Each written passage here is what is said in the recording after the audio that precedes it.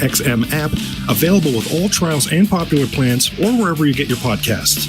Search Locked On Blue Jays.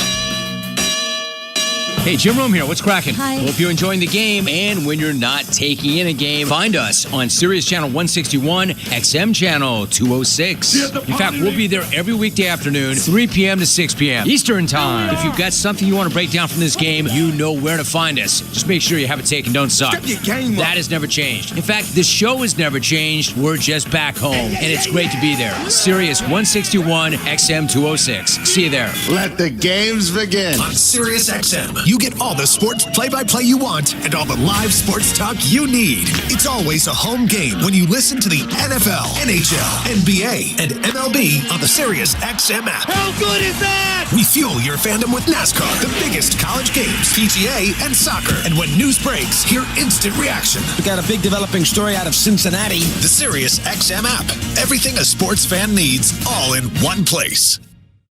Fantasy Sports Radio is helping you win whichever fantasy sport you play. Right now on Channel 87 and always on the SiriusXM app.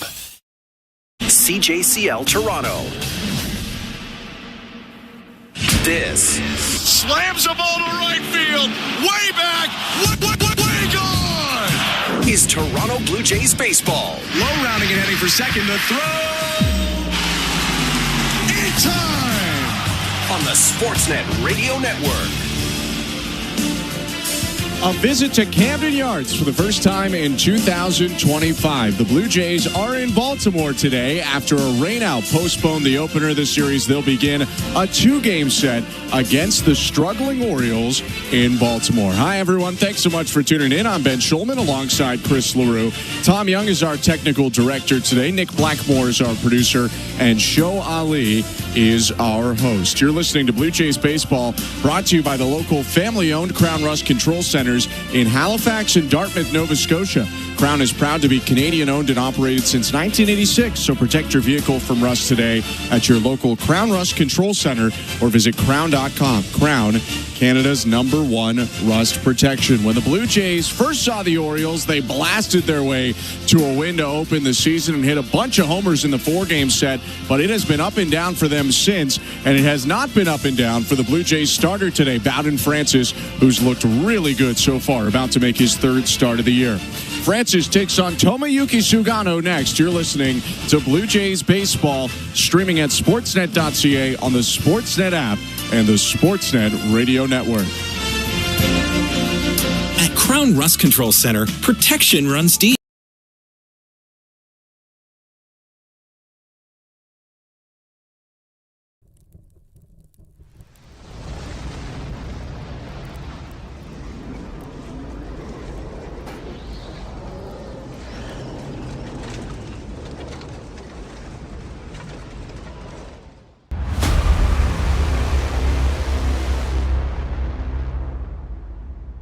What a game we have today. The Toronto Blue Jays face off in Baltimore against the Orioles. Thank you for hanging out with us for the Toronto Blue Jays matchup. Go Jays, go! It's going to be a great game, and we are so thankful that you chose to hang out here on Toronto Sports Insider.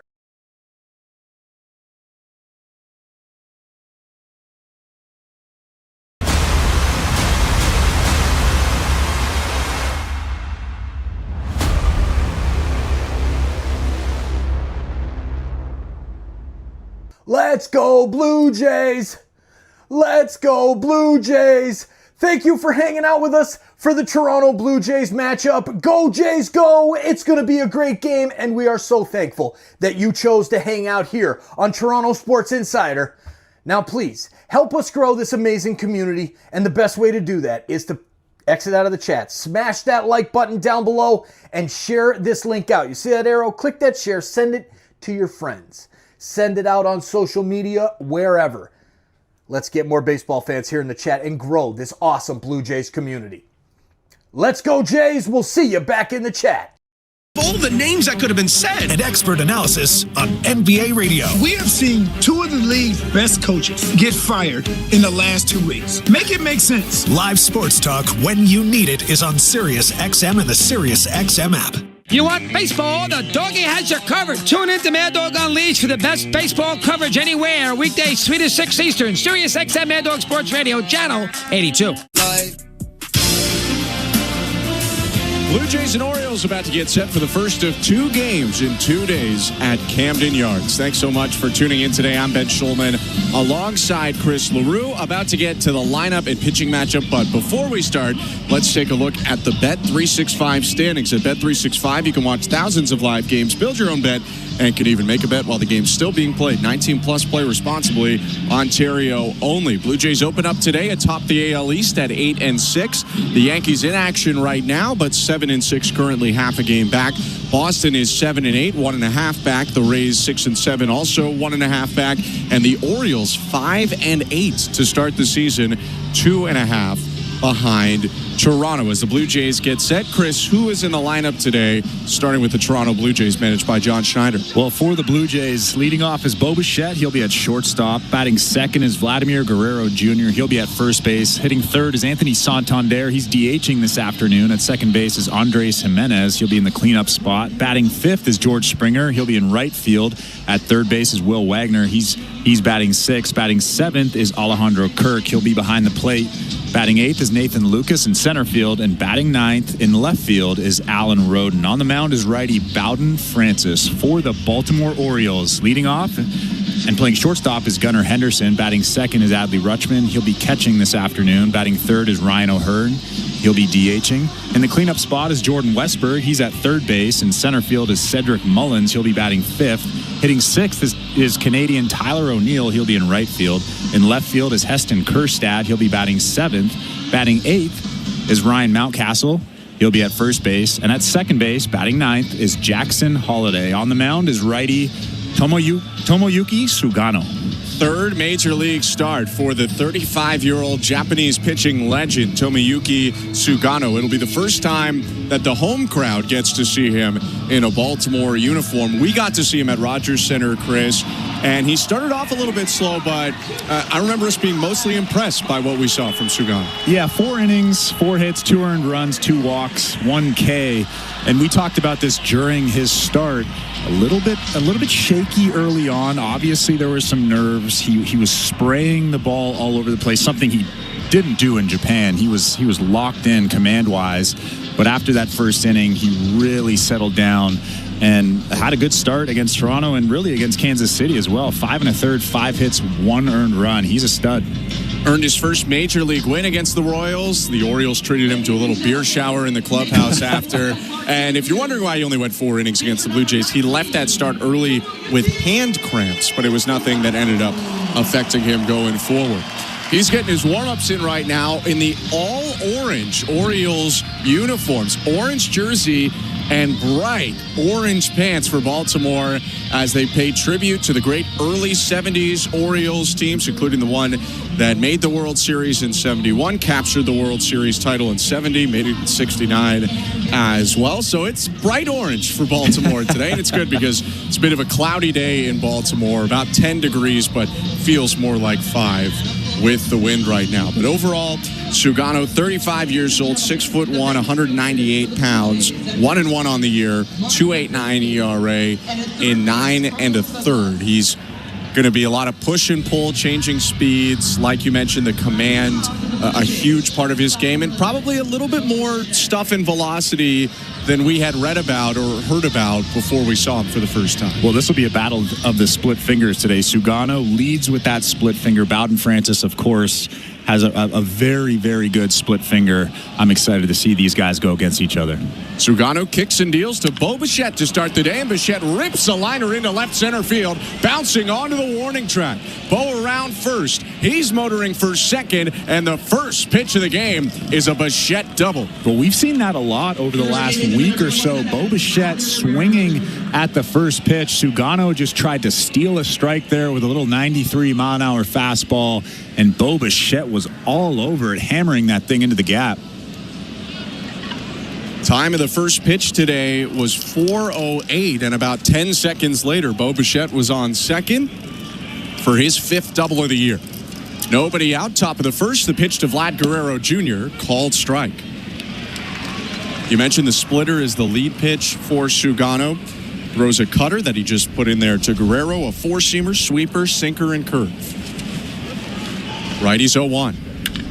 Vladdy hammers it left center field. Mullins on the run. It's down, and Mullins picks it up on the track. Bichette around third. He'll score. Guerrero busting it for second, and he's in there with an RBI double. 1-0 Blue Jays. Well, they stole a strike on the first pitch with a little cutter, and then they tried to come back with the sweeper, left it up, and Vladimir Guerrero Jr. with a beautiful swing for an RBI and an early Jays lead. Standing ovation now at Camden Yards for Anthony Santander, his first plate appearance back. What a moment that has to be for him, making his major league career out of his time with the Orioles. A Rule 5 pickup from Cleveland, debuted in 2017, and now faces them in Baltimore for the first time. 1-0 Toronto, no outs, runner on second. Sugano from the stretch, the pitch. Inside, ball one.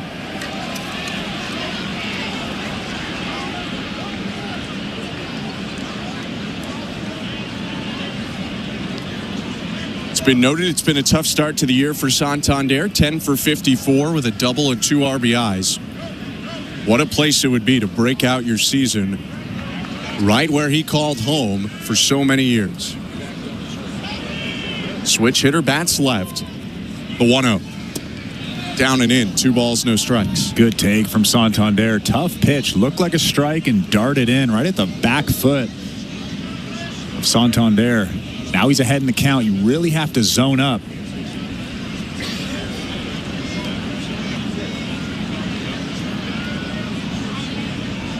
The 2-0.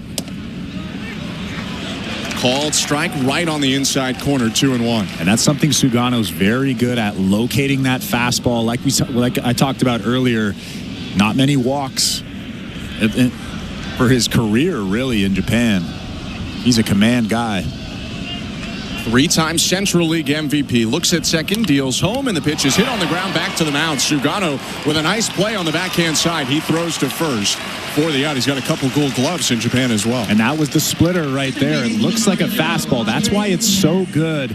And you could see Santander way out in front, hit it off the end of the bat. But Sugano with a good pitch, a good play, a big out for him. Really needed that out after the back-to-back doubles. Still 1-0 Blue Jays, and Andres Jimenez to the plate. Left-handed hitter, open stance. The pitch. High ball one. Ben, I have to ask you, because you always have an opinion on this. What do you think of those orange uniforms? I went to Syracuse. I'm always for orange. I'm pro-orange all the time. I feel like there's a butt coming. No, no like butt? All right. I like it. All right. The 1-0. Well outside. I will say it looks like an NFL color rush game today, because the Orioles are all orange and the Blue Jays are wearing their powder blue jersey and pants. No gray on the road right now for Toronto. I like the contrast. Guerrero on second, 1 out, and the 2-0 to Jimenez. Right on the outside edge, called strike one. That's a good cutter on the outside part in a fastball count. Adley Rutschman working with Sugano today, goes to his left thigh to call the pitch. Now sets up away. The 2-1. Broken bat liner left side, past the reach of Henderson, down in left field. Base hit. Guerrero up to third. He'll turn but go back to the bag. It's a single for Jimenez on a sawed-off bat, and it's first and third with 1 out. Well, another split finger. Another good one, actually. The only difference between that one is that one stayed up just a little bit, and Andres Jimenez was able to get enough bat on it kind of to dump it out into left field. Vlad doing a good job. Not going anywhere at second base, waiting to see if Gunnar Henderson would catch that baseball. Because Henderson was playing shifting to the pull side more up the middle, he wasn't there in time, running back toward left to make the play. And now the hottest Blue Jays up with 2 on and 1 out. George Springer in the righty box looks out at Sugano. And the pitch. Inside, ball one. The thing I like about Sugano is he's not afraid to come inside. He came inside to Santander, moved his feet, and he came inside right there to George Springer with a little sinker. can see the wind today blowing the pant legs, the orange pant legs of Sugano. Righty's 1-0. Outside, 2-0. Home plate umpire today is Mark Wagner. John Bacon at first, Shane Livensparger at second, and Nate Tomlinson umpires third. Guerrero on third, Jimenez on first. 1-0 Toronto, top of the first. With one out, the 2-0. Swing and a fly ball right side, slicing toward the seats. It'll get out of play, 2-1. Well, another good fastball. This one was down the middle, but they tried to come in and had just a little bit of late life on it, and George Springer was able to foul it off. But I like the fact that Sugano is not afraid to come inside. Doesn't matter what count it is. 35-year-old steps off, throws over to first, and Jimenez back in with a dive.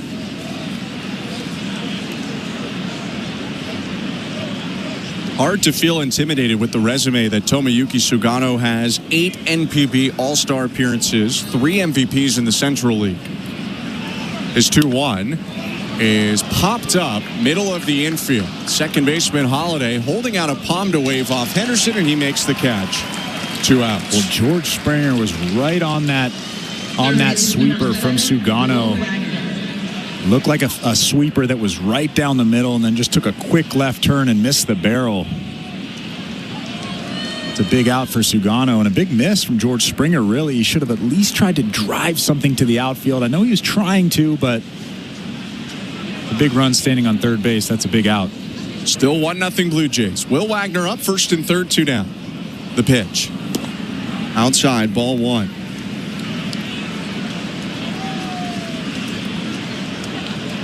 Tomoyuki Sugano joining the Orioles this year on a 1-year contract, $13 million.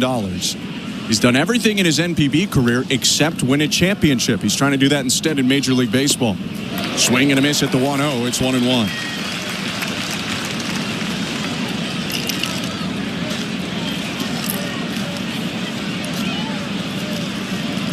Wagner, a left-handed hitter, 8 for 34 to start the year, .235 average, with a pair of doubles and a pair driven in. The 1-1. It was dropped. Probably would have been a strike on the inside edge, but it's called a ball. 2-1. Yeah, that's one of those pitches where the catcher is set up on one side of the plate and the fastball comes, or the pitch comes on the other side of the plate. Still a strike, but it just looked like a ball to the umpire.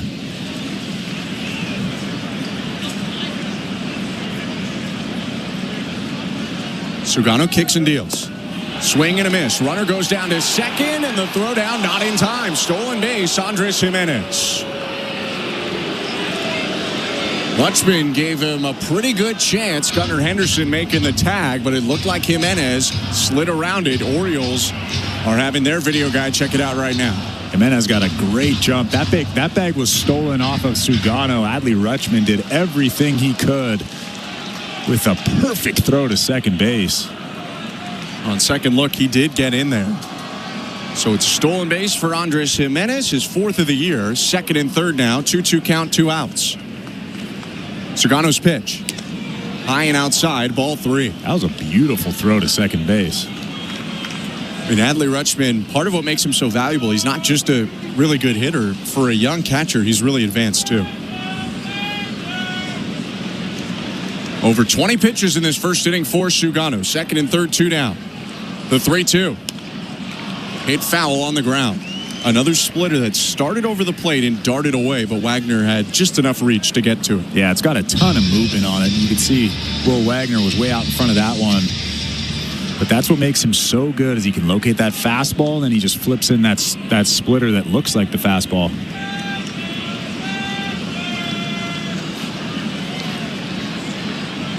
Another 3-2. Swing and a pop-up. Third base side foul out of play. Still a full count.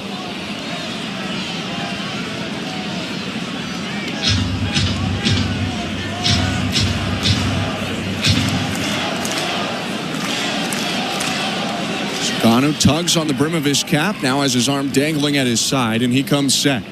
Guerrero on third. Jimenez on second. With 2 down, the 3-2. Hit foul out of play again. Good fastball there. That one was 94. We talked about this in the first start. His velocity really is a little bit higher than I expected. I expected him to kind of be a thumber, 89, 90 miles an hour, but that one was 94.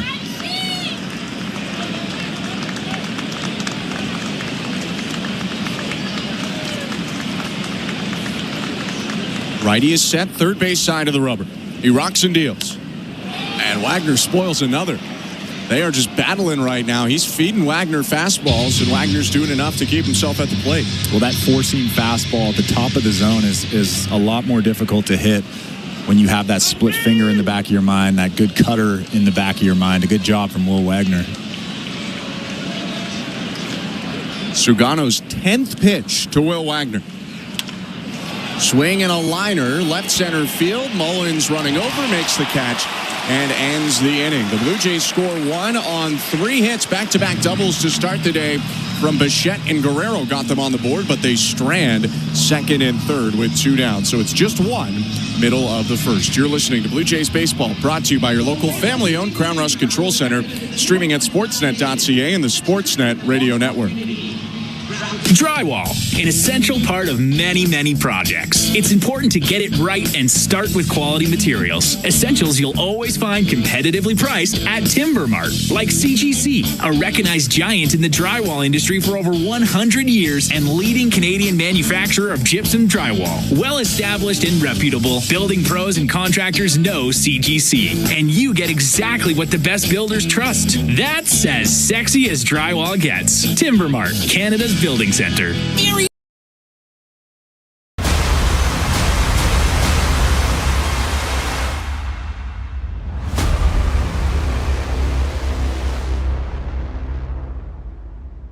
Hey, you! Yeah, you! I'm talking to you! Thanks for hanging out with us for the Toronto Blue Jays game. We really appreciate you being here, chatting it up every single game. We're live 1 through 162 right here on Toronto Sports Insider. You won't miss any of the action, every pitch, every home run, every big play by our Blue Jays, whether it's at the Dome or on the road. We're here, and we're hanging out together, cheering them on. Now let's get back to the baseball. Thank you for hitting that subscribe button and turning on the bell, and welcome to this awesome community. Now keep it classy, and we'll see you back in the chat. Ontario only. Please play responsibly. If you or someone you know has concerns about gambling, visit connectsontario.ca. This is Toronto Blue Jays baseball. In time! What a play, Bo Bichette! On Sportsnet 590 The Fan and the Sportsnet Radio Network. The first inning is brought to you by Armstrong Bird Food. Armstrong Bird Food, the reason birds fly north. Beating Blue Jays since 1986. Visit ArmstrongBirdFood.com. Bowden Francis wrapping up his warm-up pitches as we get set for the bottom of the first inning. Blue Jays 1, Orioles 0 in Game 1 of 2 here in Baltimore this weekend. Gunnar Henderson, Adley Rutschman, and Ryan O'Hearn will hit for the Orioles this inning. Francis digs into the third base side of the rubber, twists his hips, and now looks into the plate. Henderson, a left-handed hitter waiting for him. Here's the pitch. Outside with a fastball, ball 1. Four-seamer, splitter, curve, occasional slider, occasional sinker for the right-hander Bowden Francis. 28-year-old Floridian, 6'5", 220 pounds. He gets into the wind and the 1-0. Fastball high, 2-0. This will be a difficult lineup for Bowden Francis to navigate through. I think left, switch, left. And then Brandon Hyde went right, left, right, left, right, left. Really hard to get in a groove if you're a starting pitcher. A wealth of left-handed hitters on this roster. 2-0 is hit on the ground right side, right at the second baseman, Jimenez. And he tosses over to first. A good fastball there to get the first out. Yeah, good fastball. Probably the best location. When you're behind in the count 2-0, just throw a fastball down in the zone. And that's exactly what Bowden did there. Welcome to the Timber Mart broadcast booth. He's Chris LaRue. I'm Ben Schulman. Joe Ali, our host. Nick Blackmore, our producer. And Tom Young, our technical director. Adley Rutschman up to the plate. Switch hitting catcher, bats left. Had a big series against the Blue Jays to open the year. First pitch. Right on the corner. Strike 1 with a fastball. Rutschman had the 2 homers on opening day, including The one in the first inning to start the scoring for the Orioles 2025 season. 0-1 pitch, just a hair high, 1 ball, 1 strike. Not to take anything away from that home run, but that pitch was put on an absolute tee for him. A changeup right down the middle, thigh high. I think I said this during the broadcast, but I think you could have hit that out. I don't think that's true. 1-1 pitch, hit back foul, 1-2. Rutschman on the season, 12 for 45, a .267 average, a double, 2 homers, 4 RBIs.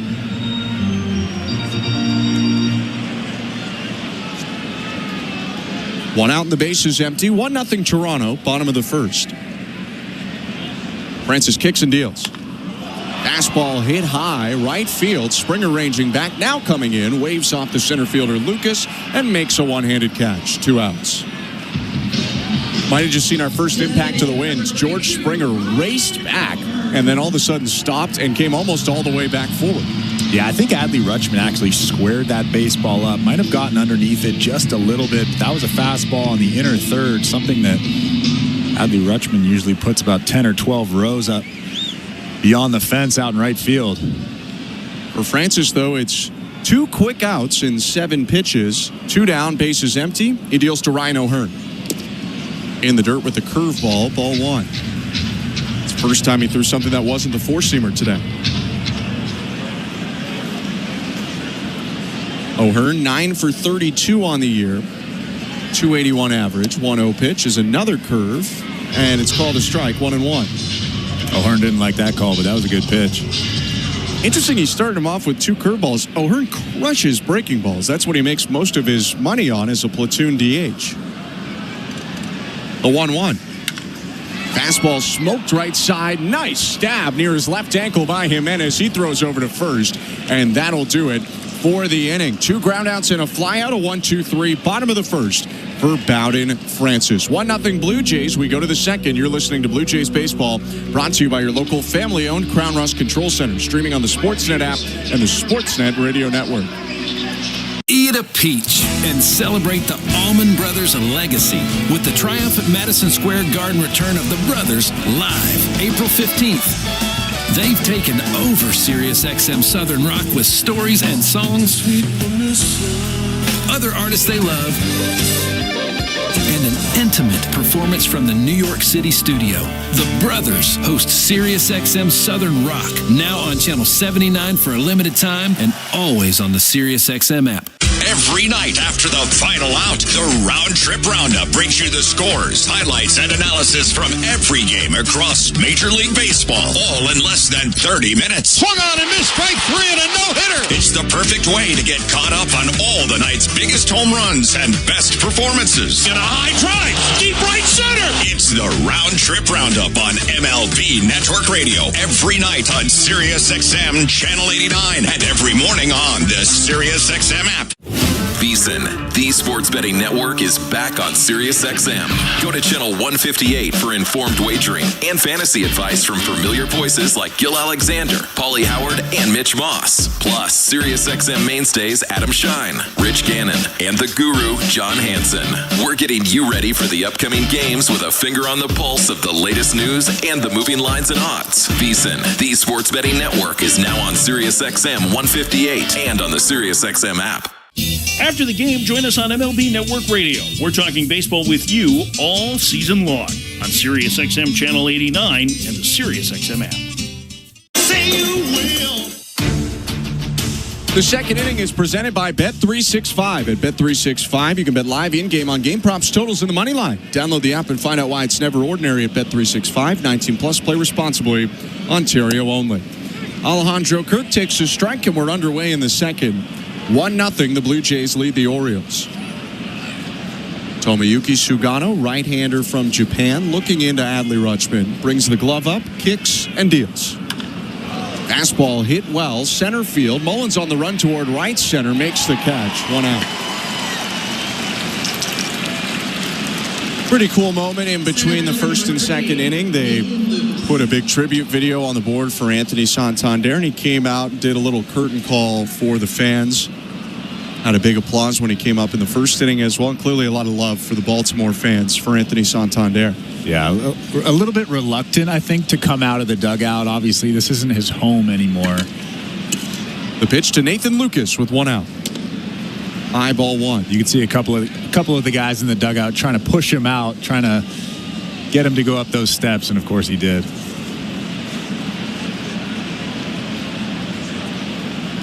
The wind and the 1-0. Outside 2-0. Read a really cool story on Santander today, and just what the Orioles did for him. He was an oft injured but clearly talented minor league player for Cleveland. 2-0. Outside 3-0. And they took some chances on him. 2 front offices did. The Duquette front office and then the Elias front office took chances on Santander when there wasn't a lot of evidence or stats to back it up. 3-0. Inside, ball 4, a 4-pitch walk, and a little bit of a hunch over in frustration from Sugano as he gives away a free pass to Lucas with 1 out. I mean, how many times has he done that, do you think, over the course of his career? Walk a guy on 4 straight pitches. Can't be that often. Yeah. So he's not used to that. I'm sure he's a little bit frustrated in himself, but maybe frustrated at that call as well. His misses were really close, but he now faces another patient hitter. Here's Alan Roden.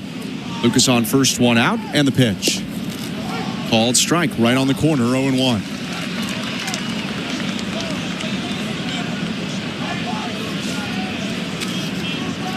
Roden 8 for 35 to start the year. 229 average, pair of doubles. The 0-1. Outside with the splitter, 1 ball, 1 strike.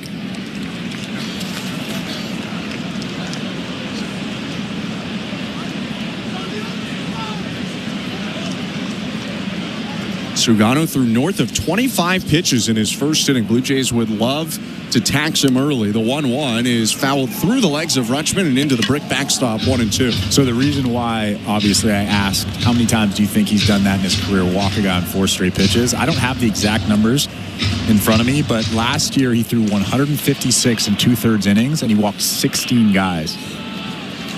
Just incredible. Won the Central League MVP last year in his age 34 season. 1-2. Breaking ball, popped up foul behind the plate. Wicked movement on that sweeper, but Roden got a piece of it. One thing I do have to say, though, there's a difference between the Japanese baseball and the Major League Baseball. The Major League Baseball feels bigger. The seams are a little flatter, so he's obviously still has to get used to that as well. 1-2. Outside, 2-2. Harder to get a good grip on that split finger. I'm sure his curveball, his off-speed pitches are a little sharper in Japan because the seams are bigger. It's almost like a high school baseball. At least that's how I found it, and it was difficult for me actually going the other way. The 2-2. Inside, ball 3. Sugano really wanted that one. That actually wasn't that close of a miss. He's had closer pitches than that called balls this inning. It's full count. Adley Rutschman actually did a good job framing that pitch. Maybe he faked out Sugano as well. Lucas on first, 1 out, 1-0 Blue Jays, top of the second. Payoff pitch to Alan Roden.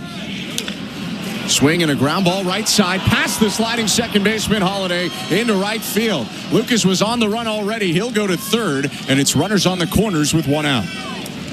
Well, it actually wasn't a bad pitch. It was a sinker down and away.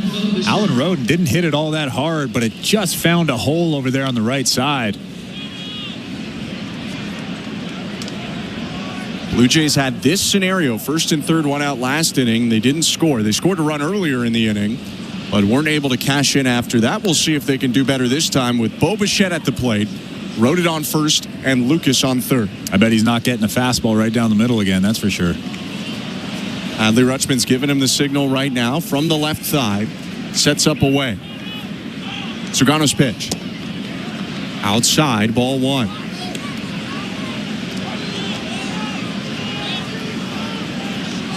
Bichette doubled in the left center field gap on the first pitch of the game. Came around to score 2 pitches later on Guerrero's double.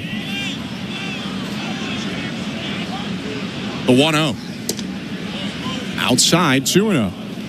And it's interesting that Bo Bichette is starting to hit that first pitch of the game. A lot of guys just don't. a lot of guys don't swing at the first, leadoff hitters at least, don't swing at that first pitch of the game, and Bo Bichette has done it a few times over the last 7 days or so. Faces a 2-0 and takes a big hack at a breaking ball, sends it foul, 2-1. Yeah, I remember talking to Will Wagner in spring when he was in the mix for the leadoff hitter, and he said it's an adjustment for him going up there because he'll get a good first pitch and not swing at it sometimes just to let other guys see it. The 2-1. Swing and a pop-up, right side foul. That one is going to get over the netting into the seats, 2-2. And on the other side, on the flip side, starters don't want to throw something off-speed first pitch. They want to get in their groove. They want to feel the extension of that fastball. So it's kind of like a cat and mouse. You get a guy like Bo Bichette up who loves to swing at that first pitch, that first four-seam fastball, and then a starter who doesn't want to throw an off-speed pitch. That's when you get a double in the gap like you did in the first inning. Turn and throw over to first. Roden back in with a dive. After the double, Bichette is hitting .300 exactly on the season.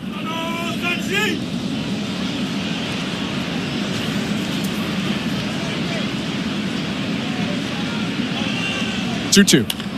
Swing and a rope, right field, base hit. Lucas in to score. Roden around second. He'll stop after the good throw from O'Neill. It's an RBI single for Bo Bichette, and the Blue Jays are up 2-0. Well, Sugano and Adley Rutschman were trying to come inside with a fastball.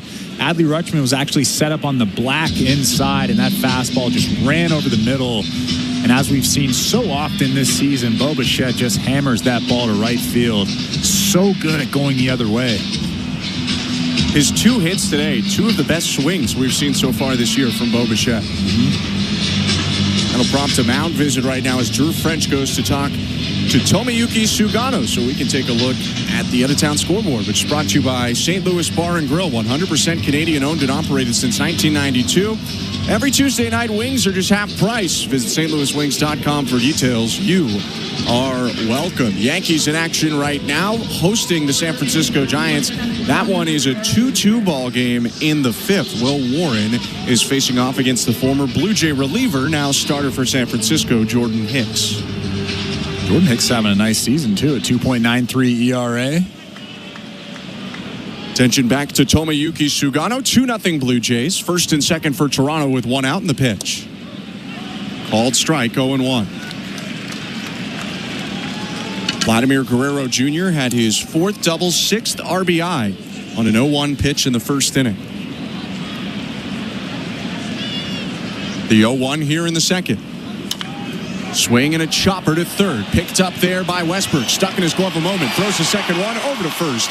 Double play. And that will end the inning. 5-4-3. The Orioles turn it. The Blue Jays do get one on 2 hits. Bo Bichette with the RBI single to make it 2-0 Toronto, middle of the second. You're listening to Blue Jays Baseball, brought to you by your local family-owned Crown Rust Control Center, streaming at sportsnet.ca and the Sportsnet Radio Network. Knock all your summer projects out of the park with Home Hardware, the official home improvement retailer of the Toronto Blue Jays and your DIY partner in making your dream home a reality. From gardens to garages, back decks to front doors, refreshes and renos, we're here to help you cover all your bases and make every summer project a home run. Visit any of our 1,000+ home hardware and building center locations where we're proud to be locally owned and genuinely Canadian. At Crown Rust Control, protection runs deep because every Crown Rust Control Center is owned by a local family who cares beyond business. Your Crown Rust Control is 100% committed to their product, to you, to their community, which is your community. Protecting you and what matters to you is equally important as protecting your vehicle.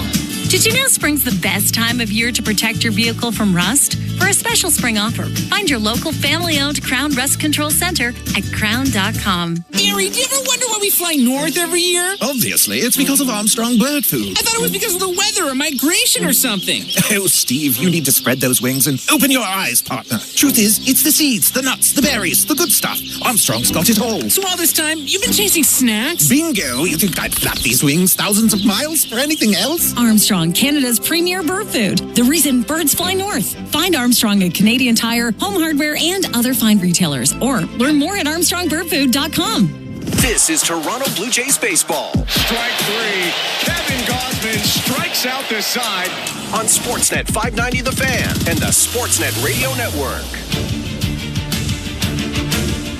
2-0 Blue Jays, bottom of the second inning. Toronto at Camden Yards in Baltimore. I'm Ben Schulman alongside Chris LaRue.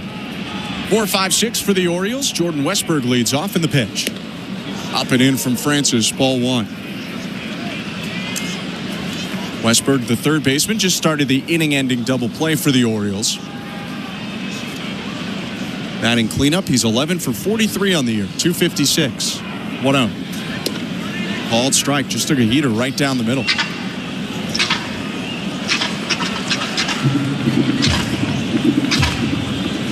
Solid start for the right-handed hitter. 3 home runs, 4 RBIs. 1-1, way inside. Westberg jumped out of the way. 2 balls, 1 strike. I've mentioned Sugano a couple of times not being afraid to come inside, but how about Bowden Francis? He's a guy that is never really afraid to come inside, no matter the count. Francis winds, kicks and deals. Swing and a miss at his best splitter so far, 2-2.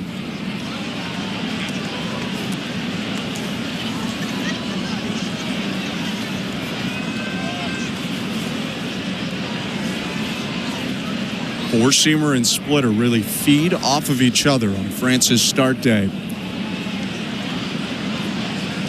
Righty pitcher winds again and is 2-2. Swing and a miss, strike 3. Another splitter had Westberg down at the ankles fishing for it. 1 out. And that's why that fastball in is so important, because you throw that four-seam fastball up and in at the hands, and then they have to respect that for the rest of the at-bat, maybe the rest of the game, and then you flip that split finger in there. Looks like a fastball and just dives below the barrel. What a sequence from Bowden Francis. Completely tied up a very talented hitter in Jordan Westberg. Here's Cedric Mullins.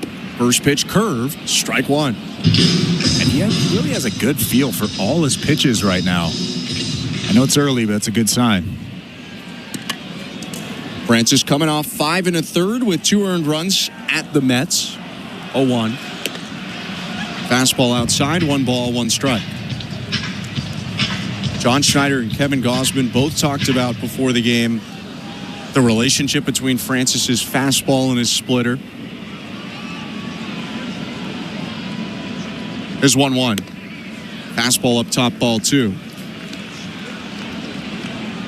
Mentioning that the splitter made the fastball better, and now he's got really good confidence, like you mentioned, and command of that fastball that's made the splitter better, and they're just kind of feeding each other back and forth. 2-1 pitch, swing and a miss at a splitter, 2-2. That might have been his best split finger of the year. It had that violent downward action that you really see from a good Bowden Francis split finger. You could see Alejandro Kirk pointing back out to him, letting him know that was a good pitch. Mullins had a very awkward 3/4 swing, was reaching way down to the ground. 2-2. Fastball popped up, out of play, foul. I like the split finger back to the four-seam fastball there. That one at 94, pretty good velo from Bowden Francis. But if you're throwing a fastball after a split finger, I like to get that fastball up, maybe at the top of the strike zone. That one right there was right down the middle. 2-2 again. Splitter in the dirt. Kirk blocks it. That time Mullins lays off. Ball 3.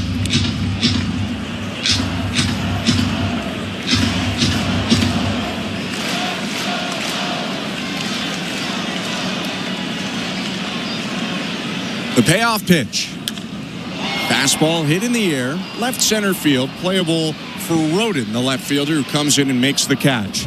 2 outs. I don't know if you saw this, but I'm pretty sure Cal Ripken Jr. is sitting in the first row behind home plate. I find that interesting that nobody's trying to get an autograph, or he doesn't have any security around him. Paul Molitor actually was sitting in the middle of just your everyday fan when we were in Minnesota a couple of years ago, and I thought to myself, do people just not know that he's sitting there right now? Like, how are you not getting his autograph, trying to take a photo with him?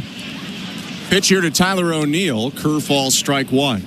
I will say Ripken is often at Orioles games. He's a minority stakeholder in the team.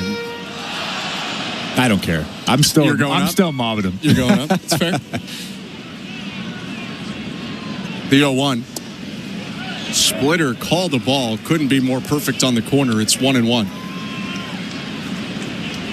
Burnaby BC's Tyler O'Neill hitting 6th today, playing right field. Nice start for him. 12 for 38, a .316 average. 3 doubles and a homer. The 1-1.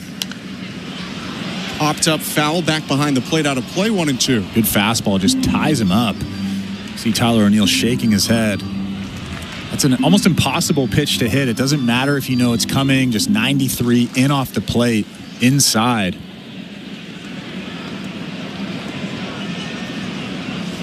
O'Neill asks for time. It's granted by Mark Wegner, the home plate ump. Now the muscle-bound right-handed hitter back in the box. The 1-2. Inside, nearly hit him. 2 balls, 2 strikes. Francis a little fortunate because O'Neill was not moving out of the way. He was going to take that splitter right on the stomach if he had to. Right on the 8-pack. The 2-2.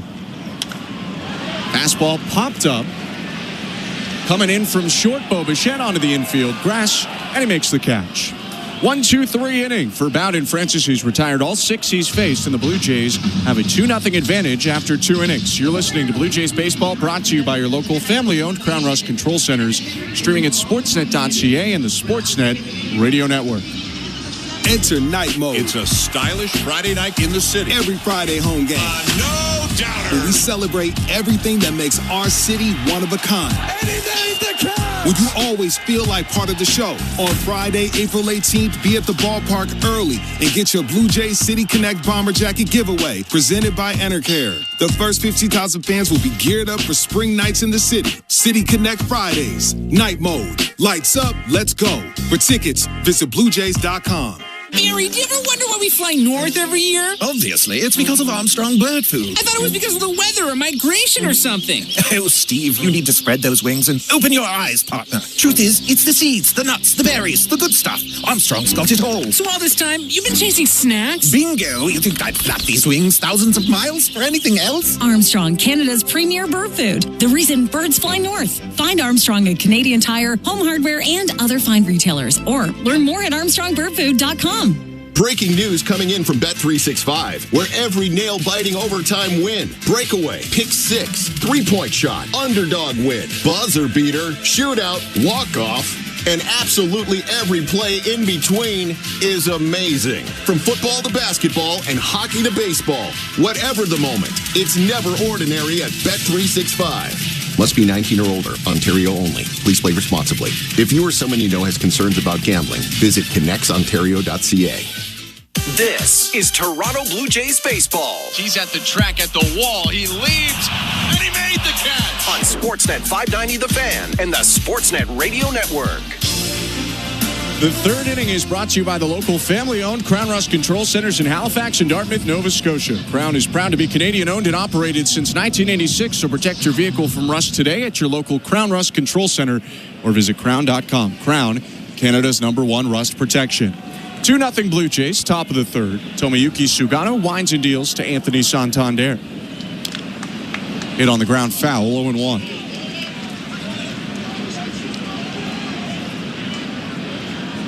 Two big applauses already from the home crowd for the former Oriole Anthony Santander. Debuted with Baltimore in 2017. The 0-1.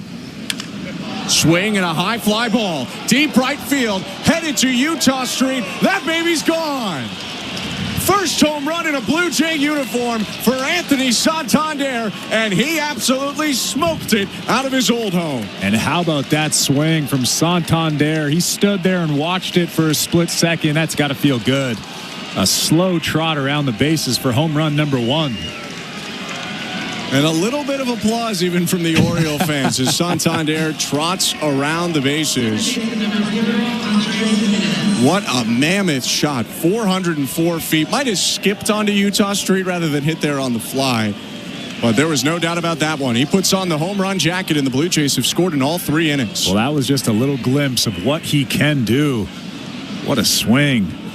Pitch now to Andres Jimenez is downstairs, ball 1. Now he just needs to start doing that with men on base. How about that? Right. Am I getting greedy now? Yeah, you might be, but, it wouldn't hurt. 1-0. Jimenez hits it back foul. Santander, a 44-homer guy last year. It was a matter of time before we saw a swing like that. Like you said, he took a second. He's watched the ball sail out of this yard many times, and he wanted to savor it one more time. 1-1. Outside, 2-1. Meanwhile, you flip it around, and the struggles in this start continue for Tomoyuki Sugano, who has just not been nearly as sharp as he was in his first 2 starts. The 2-1. Swing and a hard-hit grounder. Second base, picked up by Holiday, throw to first.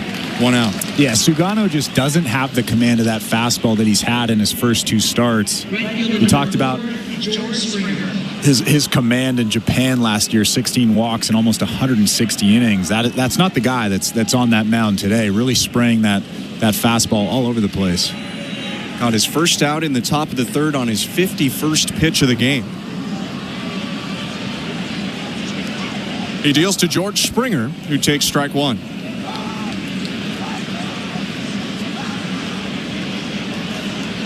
Sugano threw 89 against the Royals on April 5th, his last start. His 53rd today. Swing and a fly ball to center. Springer dumps away the bat in frustration. Mullins charging in, makes the catch in shallow right center. 2 down. And you look at it for Sugano, it's 3 runs right now in 2 2/3. It really could be a lot worse. He stranded 3 runners in the first 2 innings and had first and third 1 out in each of those innings and didn't allow a run to score after that. Yeah, he's really grinded through this start. Made a lot of good pitches when he had to, but he's had a lot of traffic. His pitch to Will Wagner.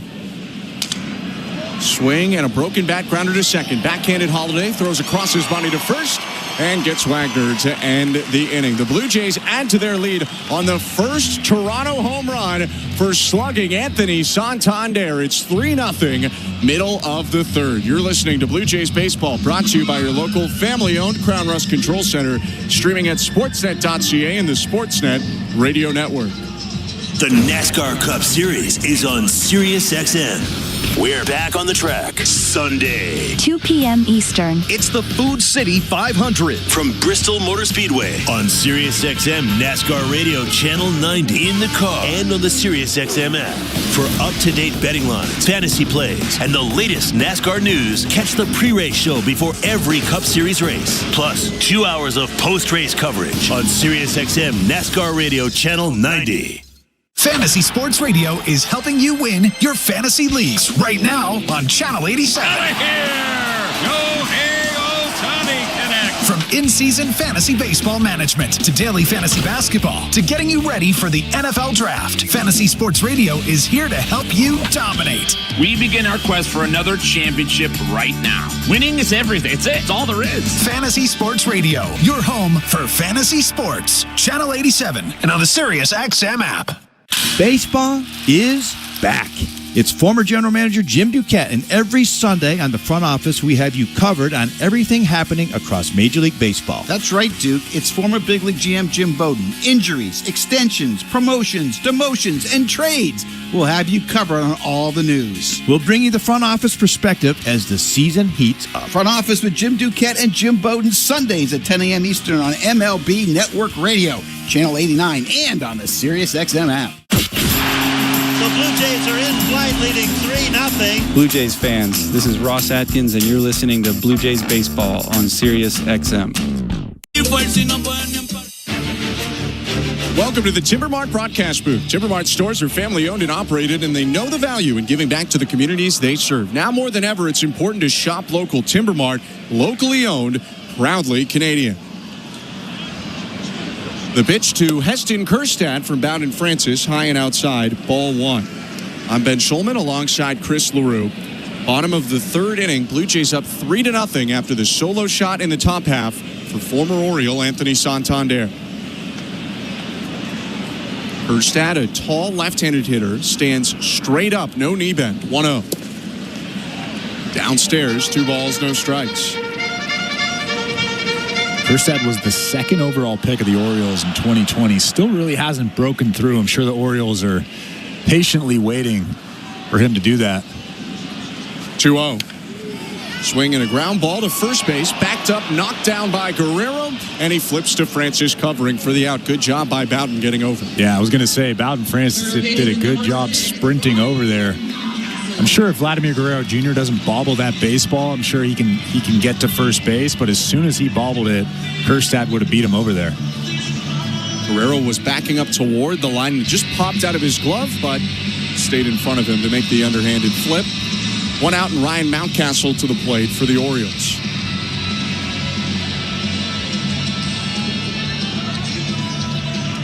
.30 pitches into the start. Bowden Francis has gone 7 up, 7 down.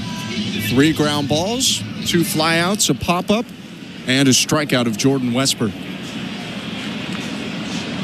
Righty with a breath into the wind, releases home.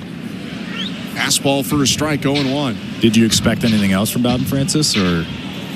I did not. We got to wait till the 6th inning until we expect the other offense to get going. 0-1. Swing and a deep fly ball left field. No, it's going to be caught on a line, pardon me.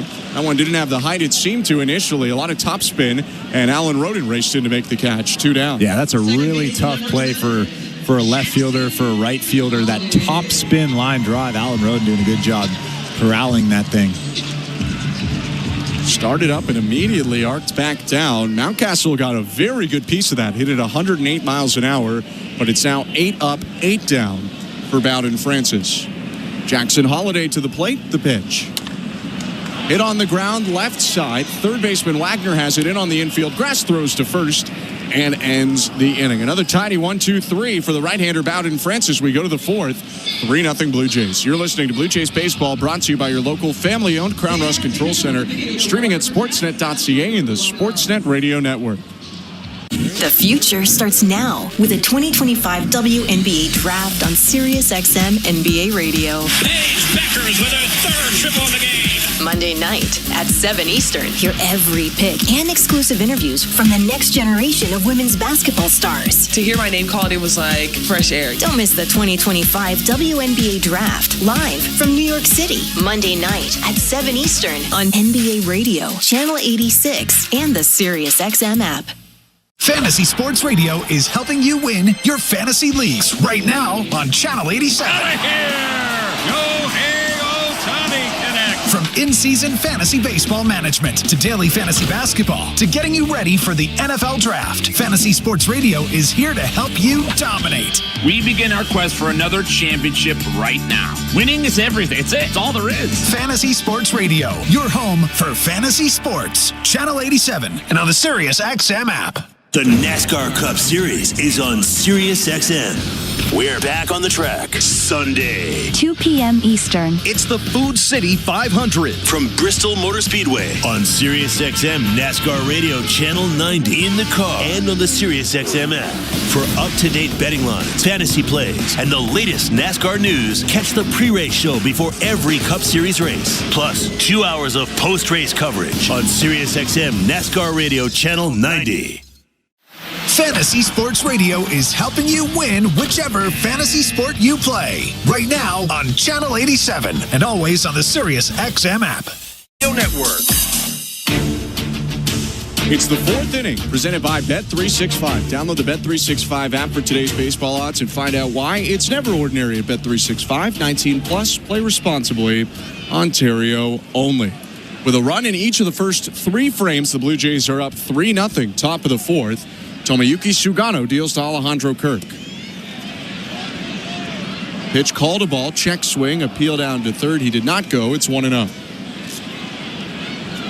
Kirk moved down to the 7 spot in the lineup today. Started the year at 5, went to 6. Now Will Wagner leapfrogging him. The 1-0. Outside 2-0. That first pitch was a weird one. It looked like a strike.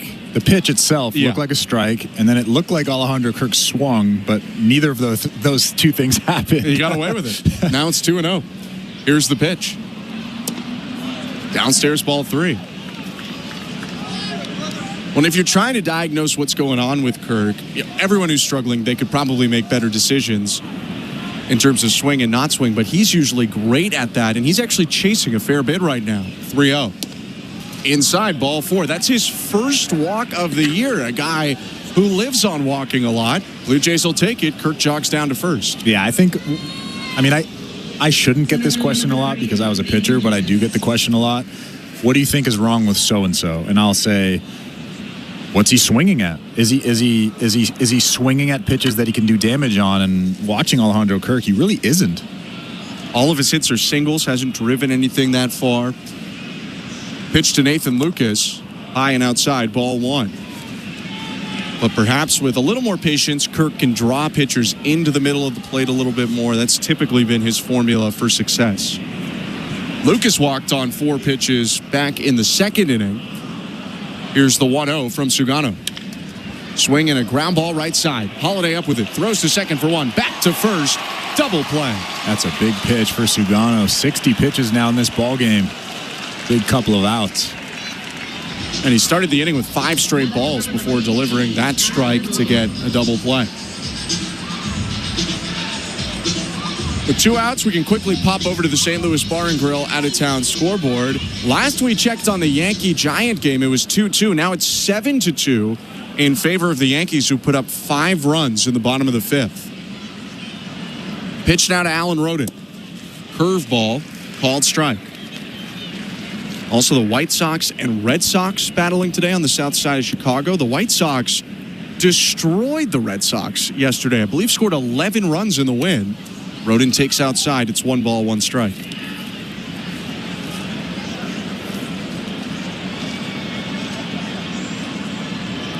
Bases empty, 2 down, 3-0 in the top of the 4th. And the 1-1 to Rodin. Hit foul, 1-2. All of our out-of-town scores brought to you by St. Louis Bar and Grill. Some surprising results to start the year, and that's why more than half of the division is below 500 coming into today, when that was certainly not the expectation entering the season. The 1-2 in the dirt. 2 balls, 2 strikes. Can you quickly update us on where Corey Connors is? Corey Connors is tied for second in the Masters right now. 8 under overall in the tournament. He's on the 10th hole right now. He is a shot off the Masters lead that's held by Rory McIlroy. 2-2 to Alan Rodin. Hooked on the ground to first base. A high hopper picked up by Mountcastle. Flip back to Sugano to end the inning. After the leadoff walk, a double play, and then a ground ball. First scoreless frame for Sugano. It's 3-0 Blue Jays, middle of the 4th. You're listening to Blue Jays Baseball, brought to you by your local family-owned Crown Rust Control Center, streaming at sportsnet.ca and the Sportsnet Radio Network. At Crown Rust Control Center, protection runs deep because every Crown Rust Control Center is owned by a local family who cares beyond business. Your Crown Rust Control Center is 100% committed to their product, to you, to their community, which is your community. Protecting you and what matters to you is equally important as protecting your vehicle. Did you know spring's the best time of year to protect your vehicle from rust? For a special spring offer, find your local family-owned Crown Rust Control Center at crown.com. Knock all your summer projects out of the park with Home Hardware, the official home improvement retailer of the Toronto Blue Jays and your DIY partner in making your dream home a reality. From gardens to garages, back decks to front doors, refreshes and renos, we're here to help you cover all your bases and make every summer project a home run. Visit any of our 1,000+ home hardware and building center locations where we're proud to be locally owned and genuinely Canadian. Breaking news: Bet365 must be 19 or older, Ontario only. Please play responsibly. If you or someone you know has concerns about gambling, visit connectsontario.ca. This is Toronto Blue Jays baseball. He dived and he made the catch. On Sportsnet 590 The Fan and the Sportsnet Radio Network. Welcome to the Timbermark broadcast booth. Alongside Chris LaRue, I'm Ben Schulman. Bottom of the 4th inning, 3-0 for the Blue Jays over the Orioles. Into the wind, the pitch to Gunnar Henderson. Hit back foul, big hack on the first pitch of the inning, 0-1. Orioles very happy to have Gunnar Henderson back in their lineup. Missed the opening series of the season against the Blue Jays. Big miss by Francis on the 0-1, and now it's 1 ball, 1 strike. Obviously been struggling since his return. 4 for 25, no homers, no RBIs, 10 strikeouts, just 1 walk. He's coming off an intercostal strain on his right side. Those are the muscles kind of in your rib cage area. 1-1, outside 2-1. It's interesting, though, to look at Henderson, who also didn't have the full spring because of that injury. He's chasing a lot. He's swinging and missing a lot right now. But when he hits the ball, he is smoking it. 2-1, big swing and a miss, 2-2. Good split finger right there from Francis. And I'm just speculating, but perhaps it's a case where you feel a little antsy. You weren't with the team to start the year. They're not off to the start they wanted, and their best players coming in trying to win them games. 2-2. Called, strike 3, splitter on the outside corner, a perfect pitch. 1 out. Man, that is perfection. Just clipping the bottom corner of that strike zone. Gunnar Henderson looking back at Mark Wegner and saying something, but I'm pretty sure he knows that was a strike. Probably a smidge of credit to Alejandro Kirk as well, although that did appear to clip the zone just barely at the knees. Second strikeout of the day for Francis. Adley Rutschman hitting the pitch. Curveball, outside, ball 1. Obviously, Gunnar Henderson has been struggling recently. 11 strikeouts now. But you can't fault him there. That's a tough pitch. No, and he's a guy who, you look in 2 weeks, he'll be raking as Rutschman swings and hits a ball high in the air down the right field line. That one's hooking toward the seats, and it'll actually get into the second deck. 1-1. Now, I don't know about you. I have no doubt in my mind that Gunnar Henderson is going to be very good this year. Yeah, he's going to be great. He's along the lines of Rafael Devers, starting the season really slowly. Eventually, something's going to click for Gunnar Henderson, and he's just going to be Gunnar Henderson. 1-1 hit on the ground off the chest of the second baseman Jimenez, but he picks it up with the bare hand and throws to first for the out. Playing a little catcher on the edge of the outfield grass was Jimenez, who got down on a knee. Took that right off the middle of his chest.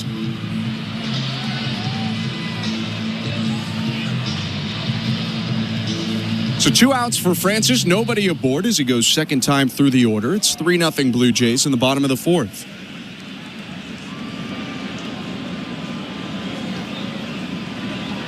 The wind and pitch to Rhino Hearn.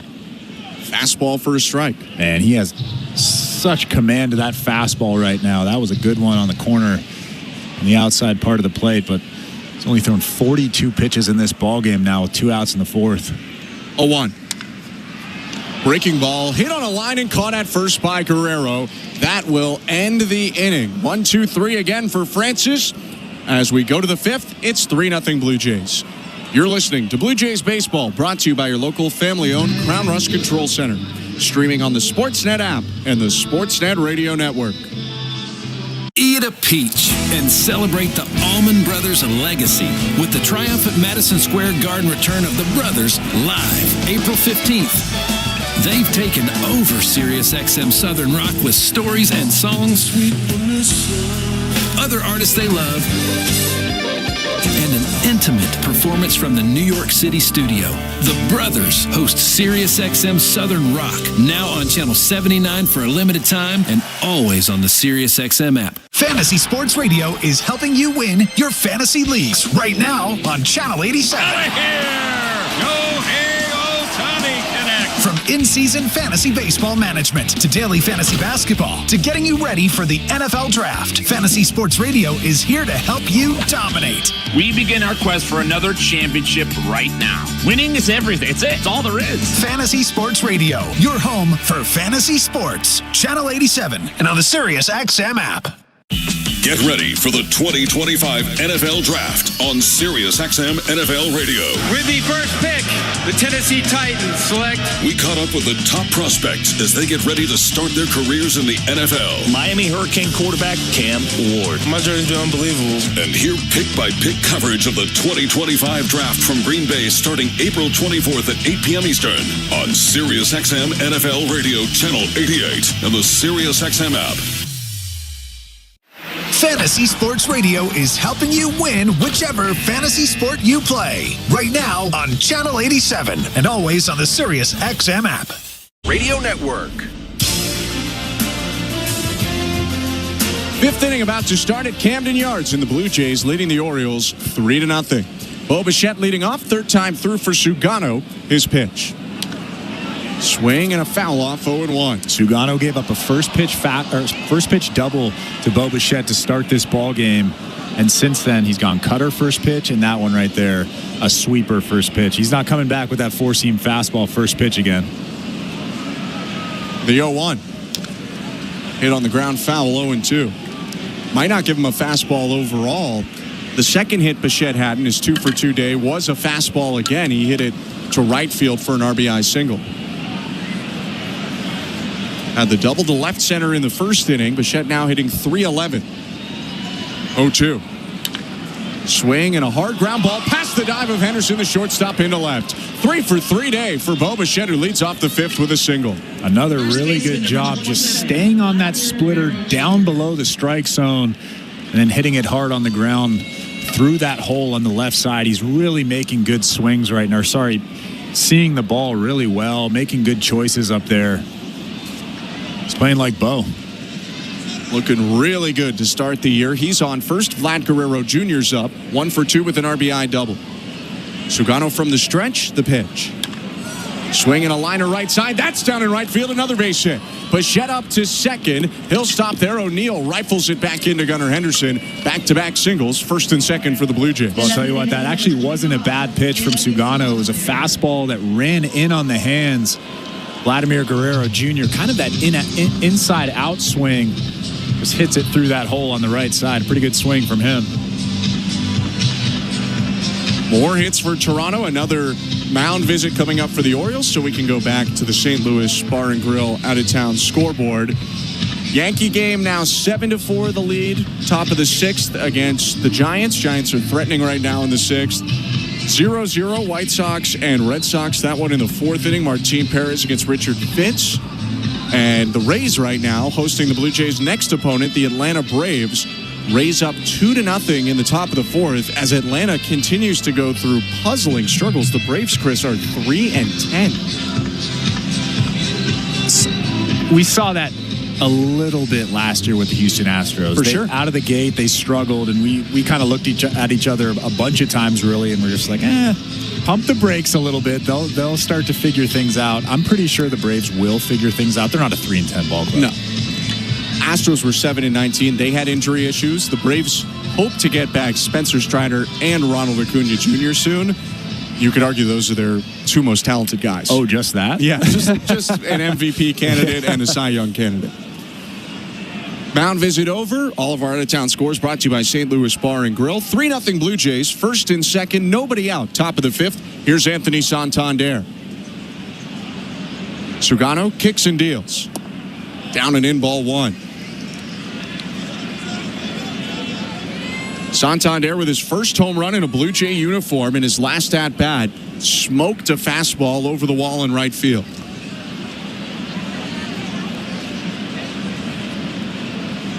The 1-0. Swing and a grounder foul. Yeah, and Sugano's not messing around. Obviously doesn't want to throw a four-seam fastball right down the middle again like he did to Santander in his last at-bat. That one was a pretty good cutter on the inside part. Two cutters in a row to start off Santander.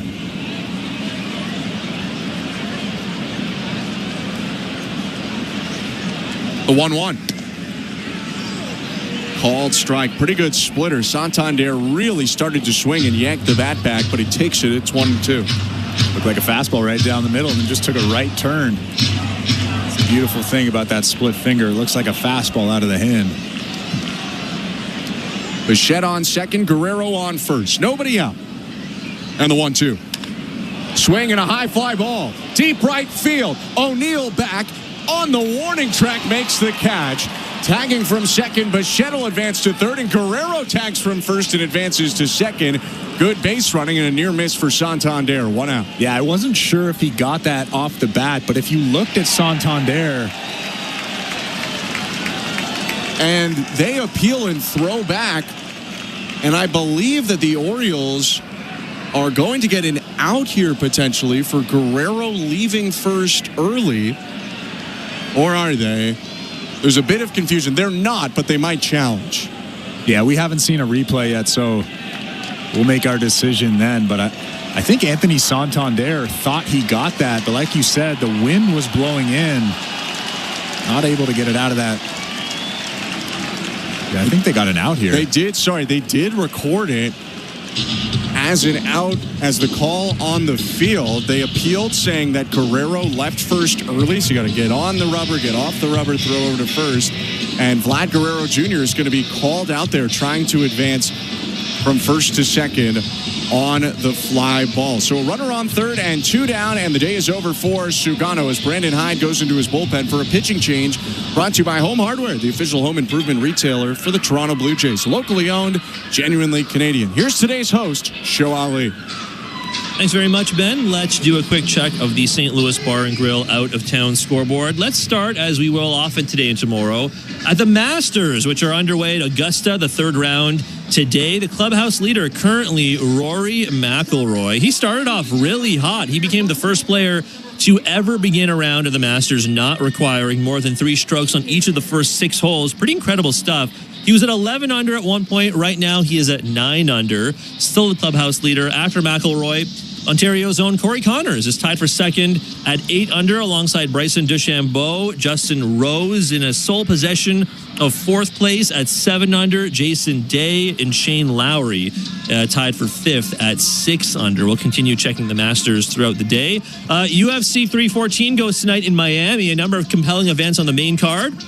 The co-main event, Michael Chandler versus Paddy Pimblett. Chandler, of course, returning to action versus England's Pimblett, who is looking to improve to 7-0 in the UFC, move closer to a title shot. The main event, we'll see Alexander Volkanovski take on Diego Lopez for the featherweight title, which will be vacated by reigning champ Ilia Topuria once the main event begins. The 28-year-old Spanish star had announced his plans to move up to the lightweight division and vacate the title when he beat Volkanovski 14 months ago at UFC 298. The main card begins approximately around 10 p.m. Eastern. The 2 main events probably going to start a little bit later. Either way, you can purchase the pay-per-view at sportsnetplus.ca/UFC. Blue Jays baseball, as always, is brought to you by Crown Rust Protection. Let's get you back to the action. Here's Ben Schulman and Chris LaRue with the call. Thank you very much, Joe. Pitching change for the Orioles. The lefty Keegan Aiken into the game to face off with a platoon advantage over Andres Jimenez. And if you were with us or weren't with us before, odd play right before Sugano was taken out. Deep fly ball. And we'll explain how Guerrero was out in a sec. First, the pitch to Jimenez. Swing and a miss, strike 1. 3-0 Blue Jays. Runner on third, 2 outs, top of the 5th. So it was first and second. Santander flied out to deep right. Bichette tagged from second, advanced to third. And Vladdy tried to tag from first and advance to second, but he left early, according to the umpires. The Orioles appealed a 1 high, 1 ball, 1 strike. And so that appeal all takes place on the field. It doesn't have to do with any sort of replay review. They threw over to Mountcastle, who stepped on the first base bag, and the home plate ump Mark Wegner called Guerrero out. 1-1 pitch down and away to Jimenez, 2-1. So now instead of first and third or second and third, 1 out, it's runner on third, 2 outs. And we still haven't seen a slow motion replay because the camera wasn't on Vladimir Guerrero Jr. at first base. So I'm sure. 2-1 pitch hit high in deep right field. O'Neill sprinting back at the warning track, makes the catch, and 2 deep flyouts plus the double up bail the Orioles out of the inning. No runs for the Blue Jays on 2 hits. They leave 1 on, and it's 3-0, middle of the 5th. You're listening to Blue Jays Baseball, brought to you by your local family-owned Crown Rust Control Center, streaming at sportsnet.ca and the Sportsnet Radio Network. As a sports fan, I just want the games. Right now, it's practically a full-time job to figure out which bundle I need. But with the SiriusXM app, it's done the bundling for me. It is gone, a grand slam! I don't have to go anywhere else to get every MLB, NFL, NBA, and NHL game. When there's a college game on, I just search for the school on the SiriusXM app. Holy smokes, what a play! With the all-access plan in the SiriusXM app, I've got the sports world in the palm of my hand. To the end zone, touchdown! No bundle required. I'm Mike Farron. If you're like me, you love baseball. You love talking baseball with your friends, and your partner on the radio is the former general manager of the Mets. This is Jim Duquette. Join me and Mike weekdays at 10 Eastern for Power Alley on MLB Network Radio. It's baseball, baseball, and more baseball. 100% in-depth baseball talk. We spent an entire week once on pulled pork recipes. It's 95% in-depth baseball talk on Power Alley. Weekdays, 10 Eastern, MLB Network Radio, SiriusXM Channel 89. Blue Jays fans, your manager, John Schneider, joins MLB Network Radio every other Wednesday at 11 a.m. Eastern. Our at-bats have been really kind of the way we envisioned them. Jimenez has kind of picked up where he left off in spring, as has Bo Bichette, Alejandro Kirk, and George Springer is making progress and kind of quieting some people down on the outside with the start he got off to. Managers at the mic on MLB Network Radio, SiriusXM 89 and the SiriusXM app. The Blue Jays are in flight, leading 3-0. Blue Jays fans, this is Ross Atkins, and you're listening to Blue Jays Baseball on SiriusXM. Blue Jays Baseball is presented by Crown Rust Protection. Bowden Francis, the starter for Toronto today, 3-0. Bottom of the fifth inning. Francis has been magnificent thus far. He kicks and fires to Jordan Westberg and misses up and in. Ball one. And we're in the bottom of the fifth inning, and he just threw his 43rd pitch. Pretty impressive. Struck out Westberg in the second. 1-0 pitch is a curve that lands inside. 2 balls, no strikes.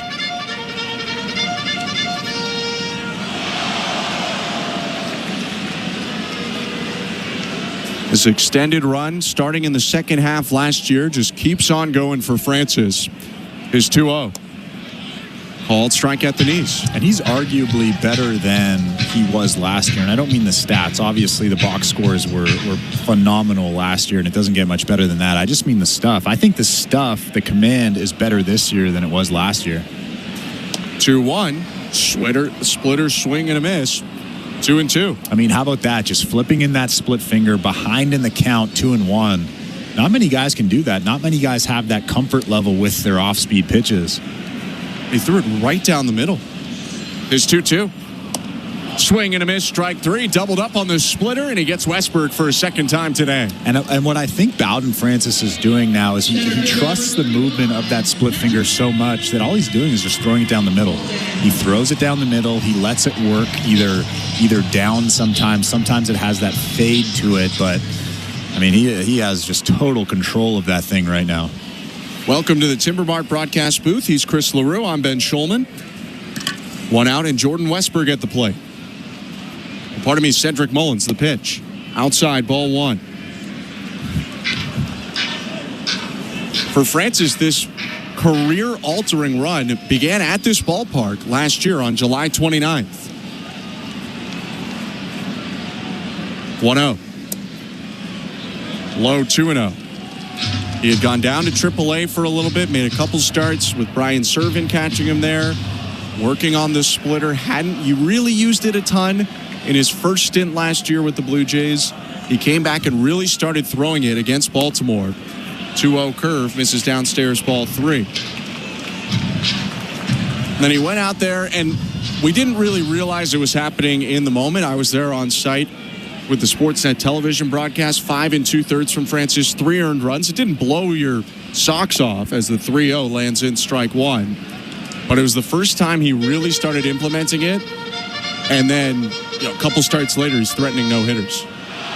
Yeah, and I think the thing for me, just using the eye test, was the swings of the guys he was pitching against. Splitter outside, ball 4, and a big cheer as the Orioles have their first base runner of the day with 1 out in the bottom of the 5th. If you go back to April 7th and April 1st of last year against the New York Yankees and against the Houston Astros, when he gave up 5 runs in 3 against the Yankees, 7 runs in 5 against the Houston Astros, guys were just right on him. Right on his fastball, his breaking ball, really any pitch that he threw. And when he started implementing that split finger, it changed everything. Guys were out in front. Guys had no idea what he was about to throw. First pitch to Tyler O'Neill, hit foul, 0-1. And here we are, bottom of the 5th inning, a year later almost, maybe 10 months later, and he is just a different guy. Alejandro Kirk popped out of the crouch. Cedric Mullins took some hard steps, didn't actually take off. But you have to be worried about Mullins. A ton of speed. He has 2 stolen bases this year. 1 out, the 0-1. Fastball in there, nothing in 2. He gets ahead quickly of O'Neill. You can see the frustration on Tyler O'Neill's face. He's like, come on, man. I was expecting something off speed there, maybe a split finger. Now he really has no idea what he's about to throw. That's the interesting thing about that last fastball that he just threw. Big right-handed hitter from British Columbia looks out at Bowden Francis.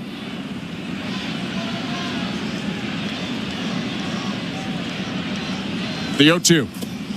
Splitter low. 1 ball, 2 strikes. That was a good one, too, wasn't it? Actually a pretty good take from Tyler O'Neill on that split finger. Really made O'Neill wait for it, maybe trying to make him antsy.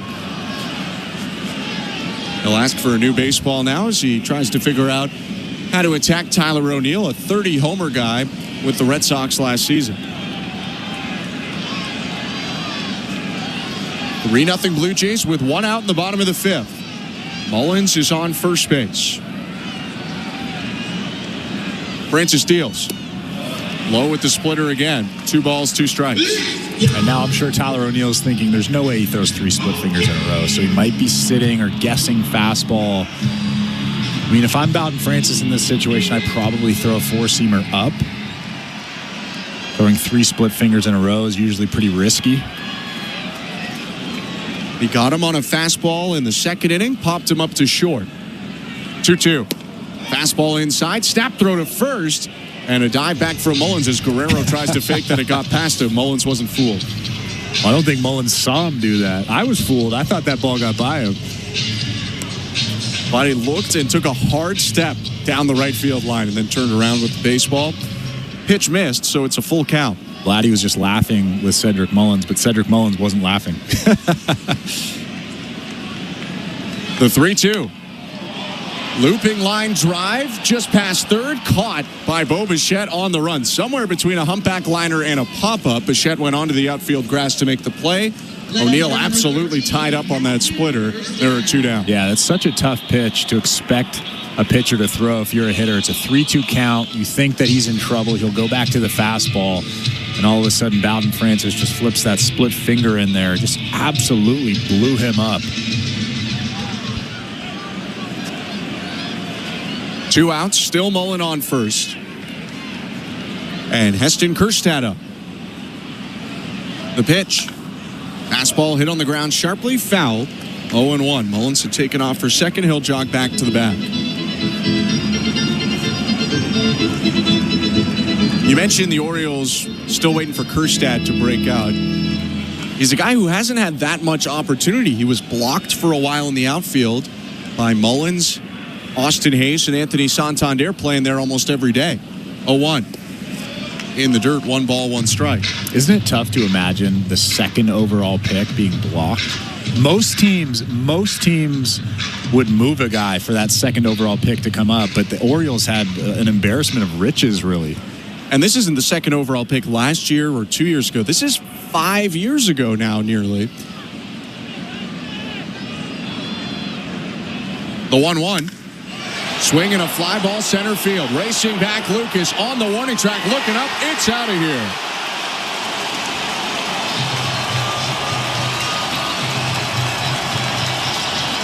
First home run of the season for Heston Kjerstad. And this game a whole lot closer. The 2-run shot makes it 3-2. And that's the kind of power that the Orioles have been waiting for. He took that hanging split finger from Bowden Francis and hammered that thing to center field. But that's just a pitch that Bowden Francis got underneath, didn't really get on top of that split finger, and it kind of just floated up there on the outer third of the plate. Kjerstad with a pretty good swing there. First of the season for Kjerstad, 7th of his major league career. 3-2 ball game, 2 outs, bottom of the 5th, and the pitch to Ryan Mountcastle, down and away, ball 1. When Blue Jays fans last saw the Orioles, they were hitting everything out of the yard. 10 home runs in the first 3 games. That was their 3rd home run as a team in the last 11, including today. Now Francis misses up and away, 2 balls, no strikes. Heston Kjerstad, though, waking up Camden Yards. First hit and first runs for the Orioles today. The 2-0. Low ball 3. And you go back to the top of the 5th inning now, and Vladimir Guerrero Jr. tried to take second base. When the Blue Jays already had somebody in scoring position in Bo Bichette at third base, it really magnifies that play now. 3-0. Fastball right down the middle. Called strike. Just in general, the Blue Jays have left 4 on, although weird plays like that appeal to get Vlad out leaving early or double plays have actually made their left on base numbers look a little better. 3-1.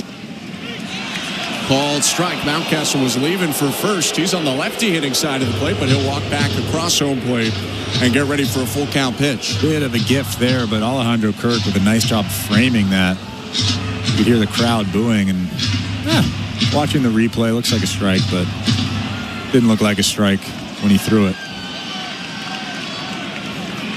Mountcastle has owned this matchup in his career. 5 for 8, 2 doubles, 2 homers. The 3-2. He got him. Foul tip on a high fastball. He strikes out Mountcastle to end the inning, but the Orioles strike for the first time today. 2 runs on their first hit of the game. It's a Heston Kjerstad 2-run homer that makes it 3-2 Blue Jays, top of the 6th. You're listening to Blue Jays Baseball, brought to you by your local family-owned Crown Rust Control Center, streaming on the Sportsnet app and the Sportsnet Radio Network.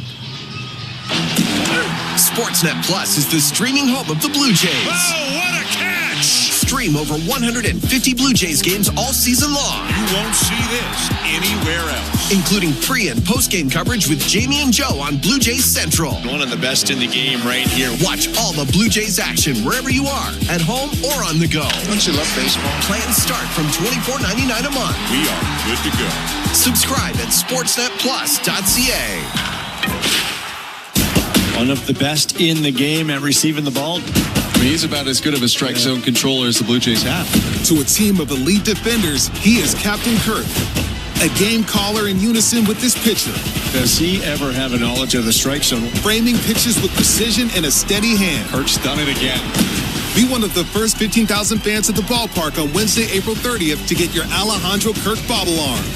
For tickets, visit BlueJays.com. Lights up, let's go. 1-877 Cars for Kids.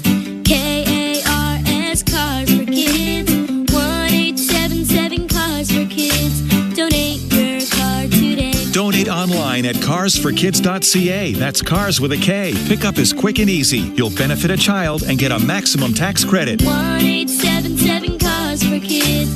Donate your car today. Donate today, and your car can be gone tomorrow. This is Toronto Blue Jays baseball. Vladdy with a huge stretch for the double play. On Sportsnet 590 The Fan and the Sportsnet Radio Network. A close ball game all of a sudden. 3-2, the Blue Jays lead as we go to the 6th. Heston Kjerstad with a 2-run homer for Baltimore in the bottom of the 5th. And as George Springer steps up to the plate, feels like every pitch matters that much more. Brian Baker into the game for the Orioles. Pitching change brought to you by Home Hardware, the official home improvement retailer for the Toronto Blue Jays. Locally owned, genuinely Canadian. Baker's first pitch, outside, ball 1. Keegan Aiken came in to face one batter. Went left on left with Andres Jimenez to end last inning. Now the 1-0. Outside 2-0. Brian Baker has that big fastball, 97, 98 miles an hour. He's having a very good season. 6 ball games, 6 innings, 3 hits, no walks. Pretty impressive. Shrugs his shoulders, winds, 2-0. Inside at 96, ball 3. That's really the thing for Baker and so many guys, of course, but he's got great stuff. High velocity. As long as he can command it, he's really effective. Is 3-0. Swing and a ground ball, yanked foul down the third base line, 3-1.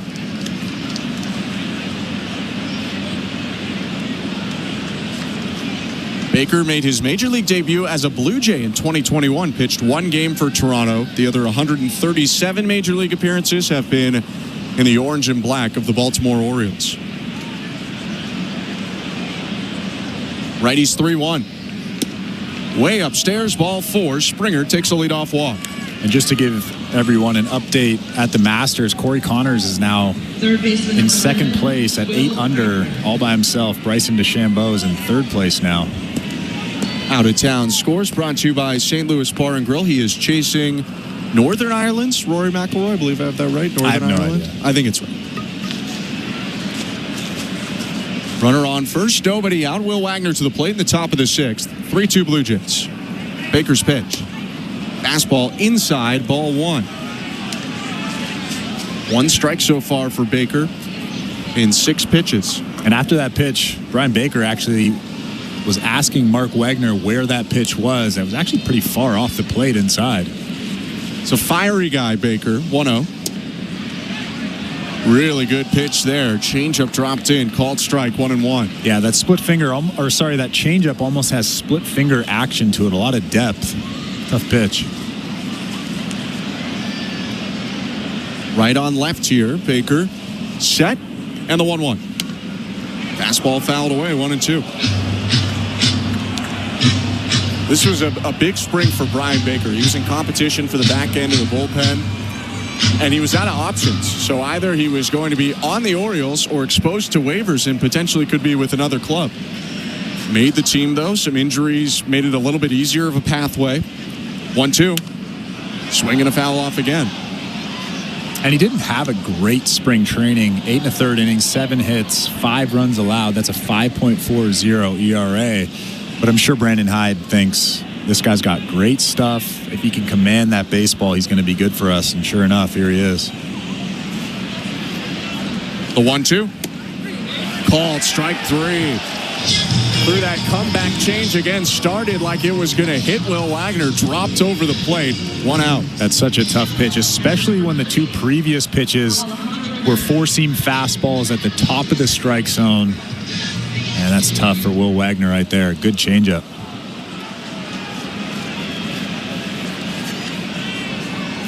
Baker faces off now with Alejandro Kirk. 0 for 1 with a walk. First pitch hit on the ground, off the leg of the pitcher. Picks it up, throws to second for 1. Holiday to first. Double play. 1-4-3. The Orioles turn it, erase the leadoff walk, and keep it a 1-run ball game, middle of the 6th. It's 3-2 Blue Jays, and you're listening to Blue Jays Baseball, brought to you by your local family-owned Crown Rust Control Center. Streaming at sportsnet.ca and the Sportsnet Radio Network. The Masters is on SiriusXM. Hi, this is Mike Tirico. Join our team for live coverage from Augusta National right now on Masters Radio, Channel 92. Ball rolling up toward the hole on a good line, and it slams into the flag and goes in. Are you kidding me? Hear every incredible shot as the best golfers in the world vie for the coveted green jacket. It's got good speed. Break ball right in the center of the hole. What a putt. Live coverage of the Masters continues right now on Masters Radio, Channel 92 in the car and on the SiriusXM app.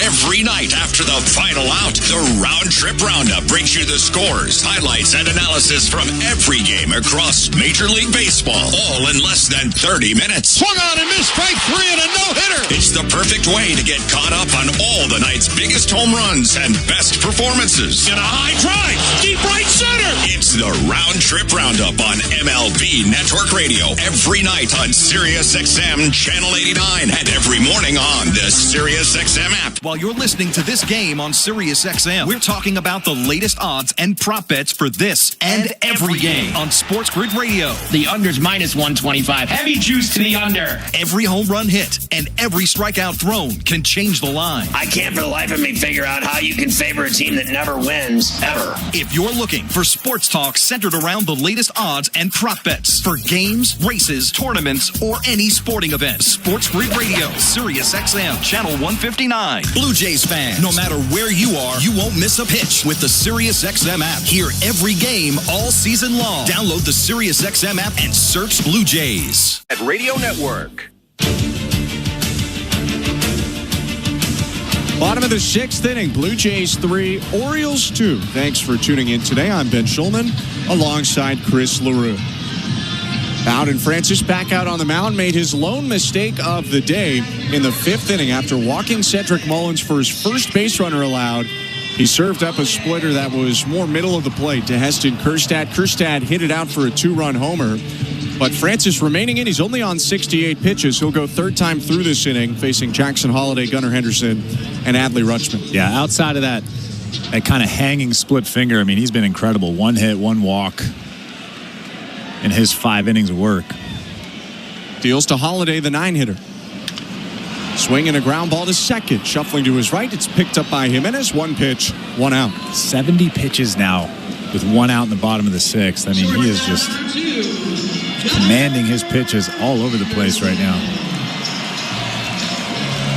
It's what's allowed him to keep pitching here comfortably in the 6th inning. Gunnar Henderson steps up. Top of the order hitter, 0 for 2 with a ground out and a strikeout. Francis delivers home. Outside, ball 1. What a season it was last year for Gunnar Henderson. Everyday shortstop for the Orioles, hit .281, 37 homers. 1-0 well outside, 2-0. Also had 31 doubles, drove in 92, walked almost 80 times, and stole over 20 bases. The 2-0. Called the ball, looked pretty close on the outside edge. It's 3 balls, no strikes. Yeah, that's a strike. Called a ball, but that's a strike. Comparison to what we saw 2 days ago, pretty good zone. Pretty good zone. That's an all-star strike zone compared to what we saw 2 days ago. 3-0 to Gunnar Henderson. Fastball down the middle, strike 1. Henderson only 23 years old. Rookie of the year in 2023. 4th place in MVP voting last year. 3-1. Swing and a miss at the splitter. Full count. How about that 3-1 split finger? I always say 2-0 changeup, 3-0 changeup, 3-1 changeups are the best pitch in baseball. Obviously, a split finger acts like a changeup sometimes. That one there was beautiful. Henderson will ask for time. Stepped out briefly. Now the 6'3" shortstop back in the lefty box. Payoff. Called strike 3. Henderson upset at that one, and I think he's got a little bit of reason. That pitch appeared to be just off the plate away, but Francis benefits with his 5th strikeout of the day. A little bit of a makeup call there, but again, Alejandro Kirk doing a good job catching that baseball, bringing it back a couple of inches. I mean, we're getting the slow motion now. That's not a strike, but a very good frame job from Alejandro Kirk. 2 down, Adley Rutschman to the plate. Francis deals pitch 76 of the day. And it's just inside, ball 1.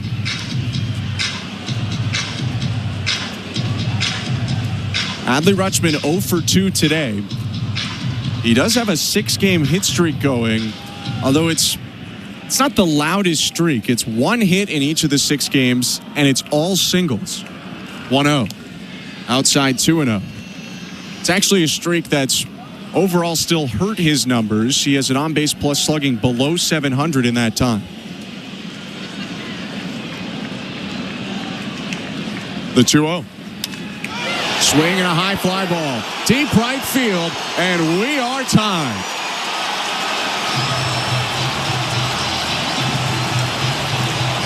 Big home run from Rutschman, who had the high finish and a scream in the box. His first home run since opening day, and it's 3-3. Well, we talked earlier about his first home run on that hanging changeup when the Orioles were in Toronto. And that one there, pretty similar in terms of location. Just a 4-seam fastball right down Broadway, and Adley Rutschman didn't miss it. He hammered that thing to right field. Francis fell behind 2-0. He escaped that against Gunnar Henderson. It's hard to do it twice in a row with Henderson and Rutschman. So it's a 3-3 game after the Blue Jays led 3-0. 2 outs, bottom 6. Ryan O'Hearn swings and pops up the first pitch. Foul near the Orioles' first base dugout. Guerrero leaning on the camera well. That'll fall a couple rows into the seats back behind the O's dugout. 0-1. I tell you what, though, when Adley Rutschman really gets on one, it's a beautiful thing to watch. That swing right there is a pretty swing. Hit that ball 426 feet out to right field. And he let everybody know, too. Flipped that bat, took a couple of slow steps before he got in his trot. Pitch number 80 today for Bowden Francis.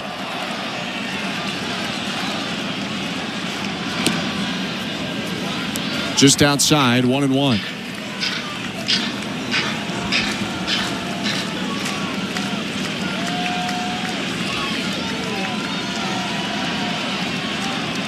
Three game, 2 outs. The 1-1.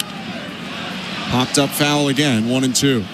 It's a good pitch against Ryan O'Hearn, a four-seamer up and in. You have to tie him up. He's a guy that likes to get extended, so that four-seam fastball up at the hands is a good pitch.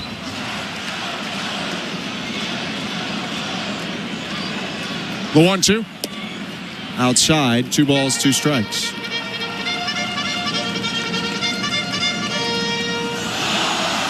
Blue Jays starting staff coming into today owns the best ERA in Major League Baseball, under 2.5. But for some reason, the Orioles hit a lot of home runs off of them. 2-2 is outside 3-2.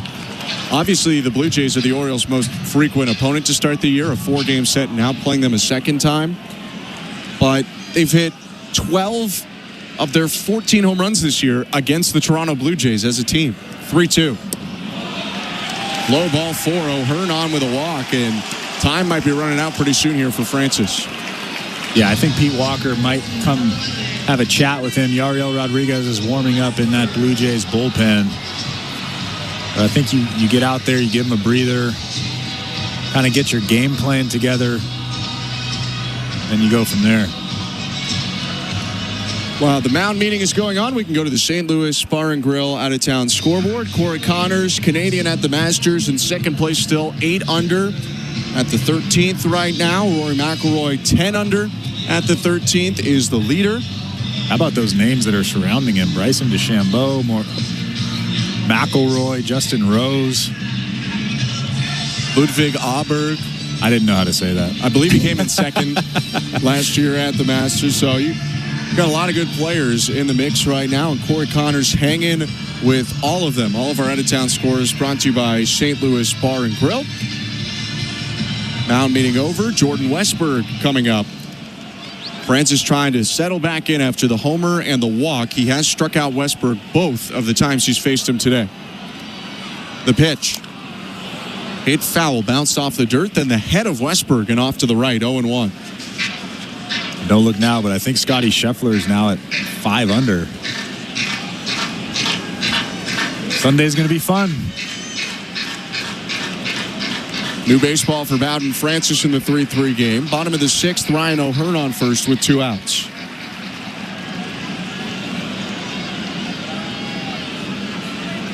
Francis up to 85 pitches now on the day.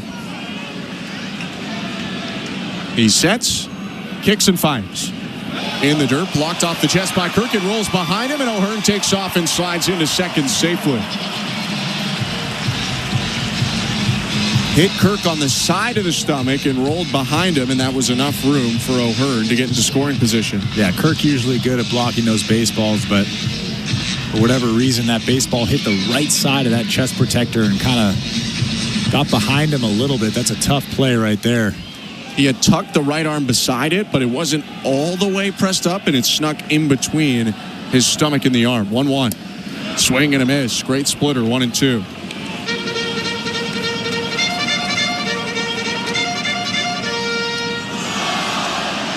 Francis is out away from a potential quality start, but the Orioles with 3 runs in the last inning and 2/3. 2 down, the 1-2.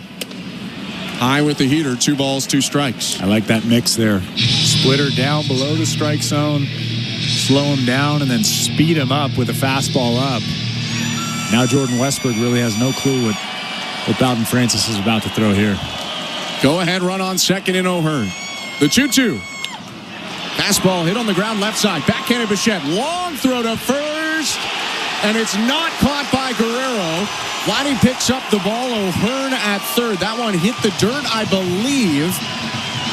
And it just got stopped in front of Vlad, although it might have got there on the fly and might have just been dropped by Guerrero in the splits. We'll have to get a second look. Well, that's a ball that you have to catch if you're a first baseman. And Vladimir Guerrero Jr., I mean, It didn't hit the ground. It didn't hit the ground, and you could see the frustration from Vlad. Slap the dirt with that bare right hand. You have to catch that baseball. That is a huge out in this ball game. They'll give Westberg a hit on that one, probably due to the degree of difficulty for Bichette going into the hole. First and third, 2 down. The pitch to Cedric Mullins. Outside ball 1. That ball was just in and out of Vladimir Guerrero Jr.'s glove at first base. That's a tough play for Bowden Francis. 3-3 game. Go ahead run on third now. And the 1-0. Called strike. Mullins up to the 5 spot in the Orioles order a couple times the last few days because he's been one of their better hitters this season. 12 for 42, 3 doubles, 3 homers. He's driven in a team-high 14. 1-1. Curveball misses, 2-1. Francis above 90 pitches, and his time is really coming to an end soon. Thought he'd be out of that inning with the ground ball, but instead he has to pitch here to Mullins.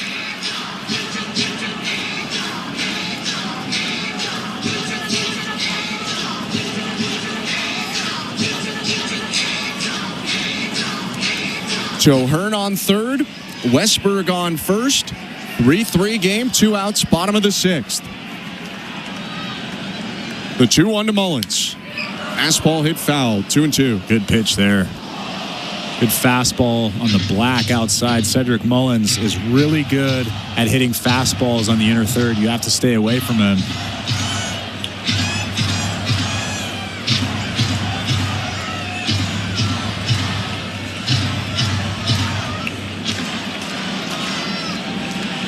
.93 pitches for the right-hander Bowden Francis. Sets up the splitter grip, gets onto the rubber and sets. His 2-2. Swing and a pop-up back into the seats behind home plate. They'll do it again. So Cedric Mullins is at 14 RBIs this year. Who do you think's in first place? Sorry, Cedric Mullins is in second place. Who do you think? I know you know who's in first place. In Major League Baseball? Major League Baseball. I don't actually know if I do know who's in first place. Is it? It's an obvious answer. I'll give you that much. It's not Willie or Abreu. No, that's not an obvious answer. 2-2 again. High and outside ball 3. It's Aaron Judge. There you go. Full count, 2 outs, first and third. Jordan Westberg will be off on the pitch from first. Ryan O'Hearn will not from third.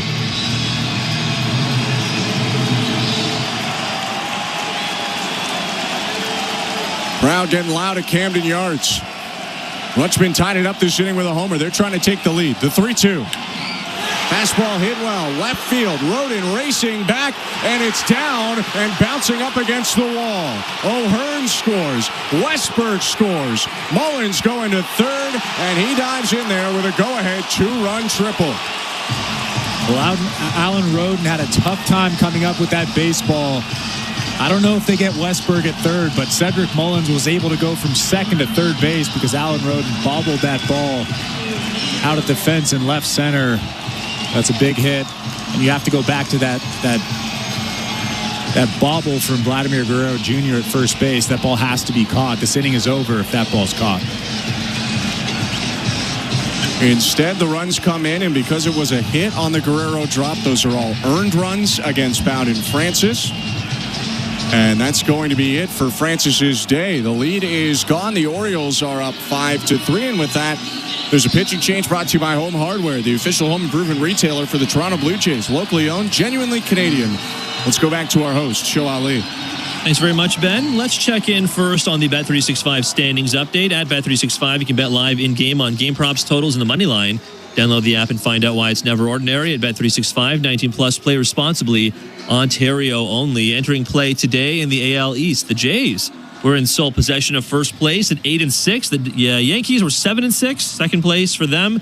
The Red Sox in third at 7-8. The Rays at 6-7. The Orioles themselves at 5-8. If we look elsewhere on the St. Louis Bar and Grill out-of-town scoreboard, in the NHL, Hockey Night tonight, meaning we have 11 games in the calendar, including 2 finals.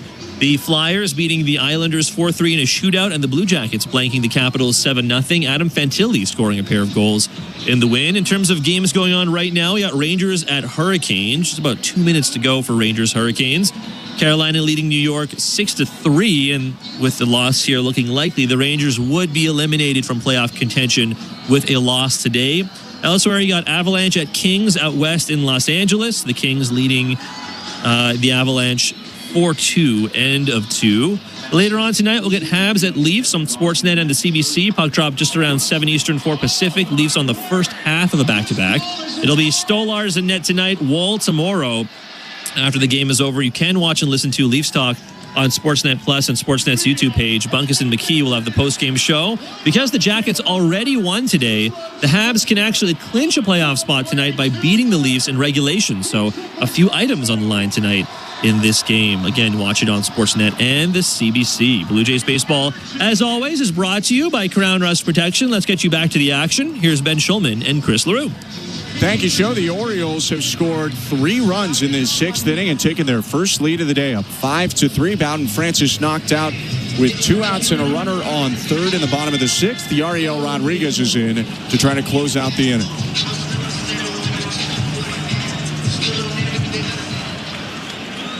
Sixth appearance of the year for Rodriguez. 5 earned runs in 4 2/3 so far for the righty. His pitch to Tyler O'Neill. And he hit him right on the side. 95, and he got him in the rib cage area. O'Neill gets rid of his protection and walks down to first base. Well, obviously there's no intent there. You could see the look on Yariel's face like that was a mistake. But again, if you're a reliever and you're coming into a ball game like this, a high leverage or higher leverage situation in a tough spot, runner on third base, big run on third base, you have to throw strikes, and that's where I think Yariel really runs into problems, is he comes into games like this and he just can't command that fastball like he should. First and third now, 2 outs. Here's Heston Kjerstad, who homered last inning. Next pitch is up top at 96, ball 1.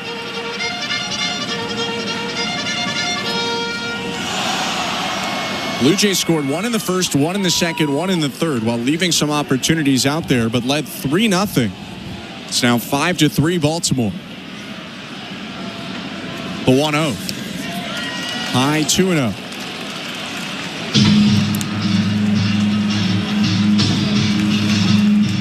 Toronto is out hitting Baltimore 8-4, but 3 of the 4 hits for the Orioles are extra base hits. 2 homers and a triple. The 2-0. Swing and a miss. Good slider, 2-1. Yeah, good 2-0 slider. I always say if you're in a fastball count like that and you have command of those off-speed pitches, why not flip something in? Obviously, Yariel has more command of that pitch than he does his fastball right now. 2-1. Another slider hit foul, 2-2. Seems to be sticking with it. Yeah, a lot of guys have more command of their off-speed pitches because you really have to get out front to finish it. Obviously, Yariel leaving those fastballs arm side high, so he's not finishing the fastball, but he's obviously finishing that off-speed pitch. 2-2. Fastball hit on the ground to second, picked up by Jimenez. He'll throw to first, and that will do it for the inning. The Orioles, though, scored 3 on 3 hits. Solo shot from Rutschman tied it. 2-run triple from Mullins gave Baltimore a 5-3 lead after 6. You're listening to Blue Jays Baseball, brought to you by your local family-owned Crown Rust Control Center, streaming at sportsnet.ca and the Sportsnet Radio Network. Timber Mart is Canada's building center. Your home team advantage with the right materials and the right price. Project know-how that's brought together a wealth of plans and solid advice. Trust your team at your locally owned Timber Mart. Find your location at timbermart.ca. Enter night mode. It's a stylish Friday night in the city. Every Friday home game. No doubter. Where we celebrate everything that makes our city one of a kind.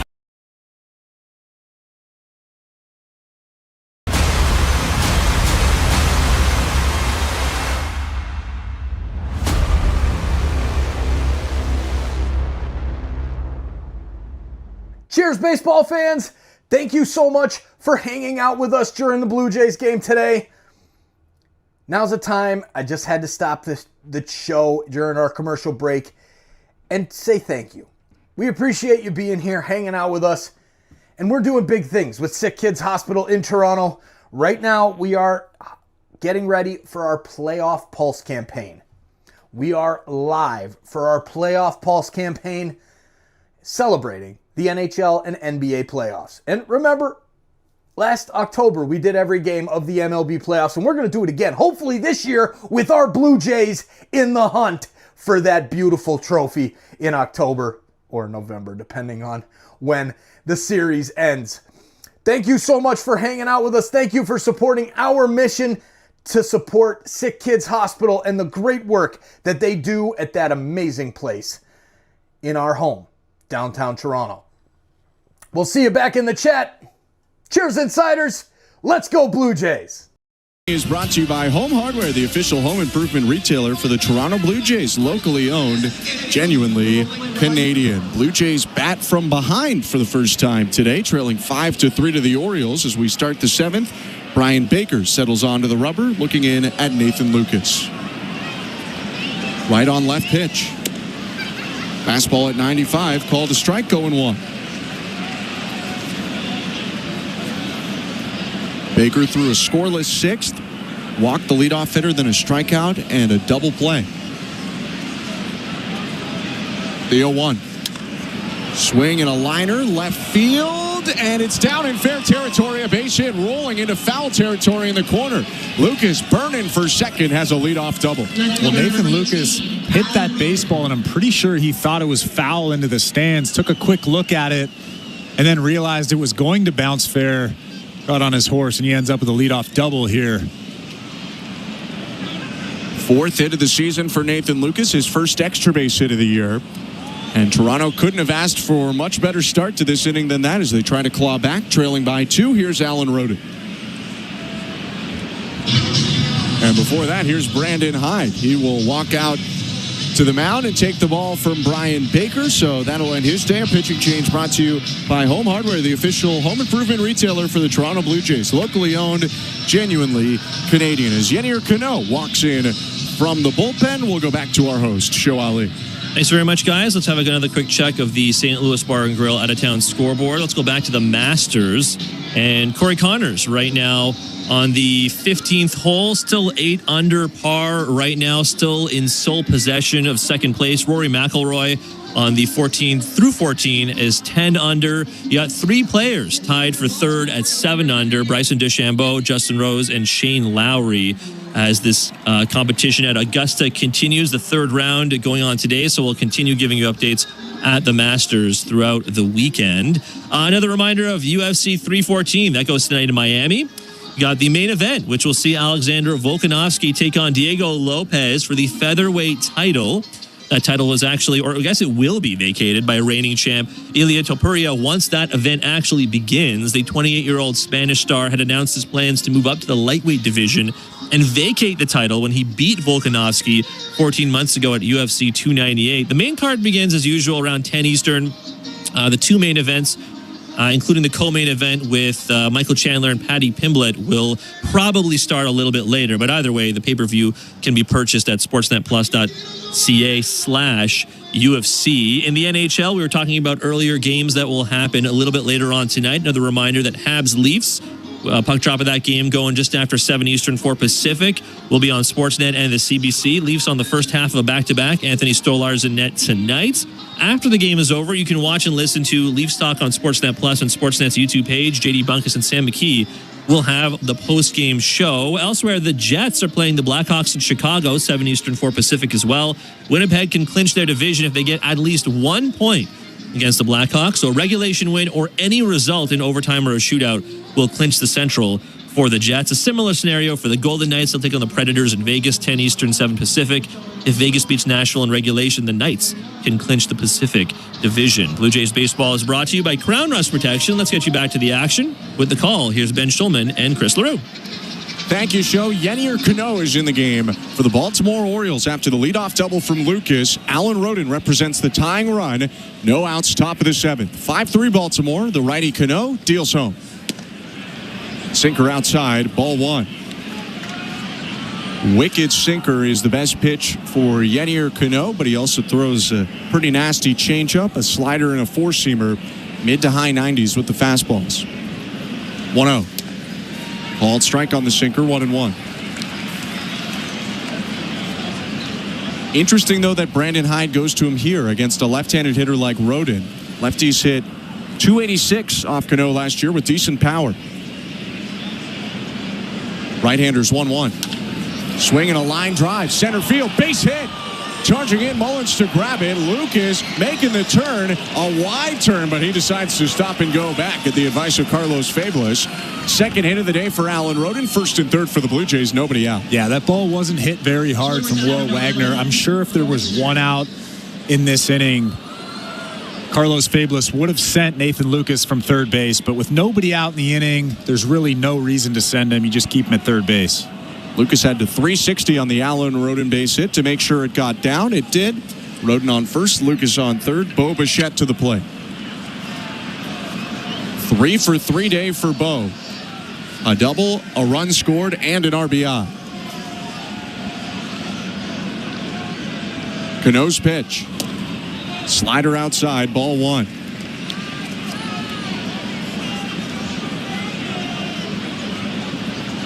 When you bring in Cano, it's really for guys like this. Top of the order and right-handed hitters like Bo Bichette and Vlad Guerrero Jr. 1-0 pitch, swing and a miss at the slider, 1-1. That's a tough pitch, especially when you're expecting mid-90s with a lot of sink to slow it down like that and get that slider. Bo Bichette was actually nodding his head. Bo is 2 for 7 with a double in his career against Cano, who turns and throws over to first to dive back from Roden. I wouldn't imagine Alan Roden's going anywhere right now. Roden representing the tying run. The 1-1. Swing and a ground ball right side. Right at Holiday, the second baseman. Flips to second for 1. Henderson to first. Double play.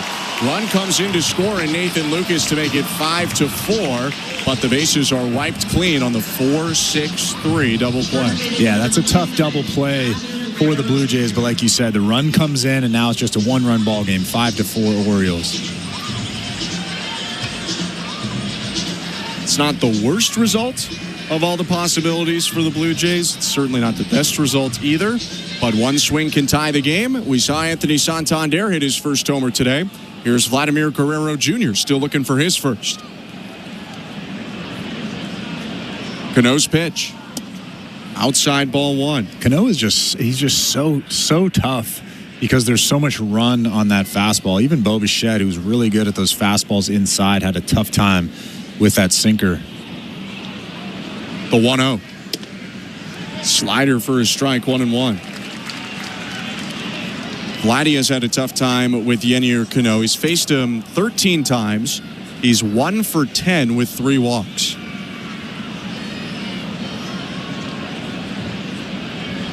Cano's pitch.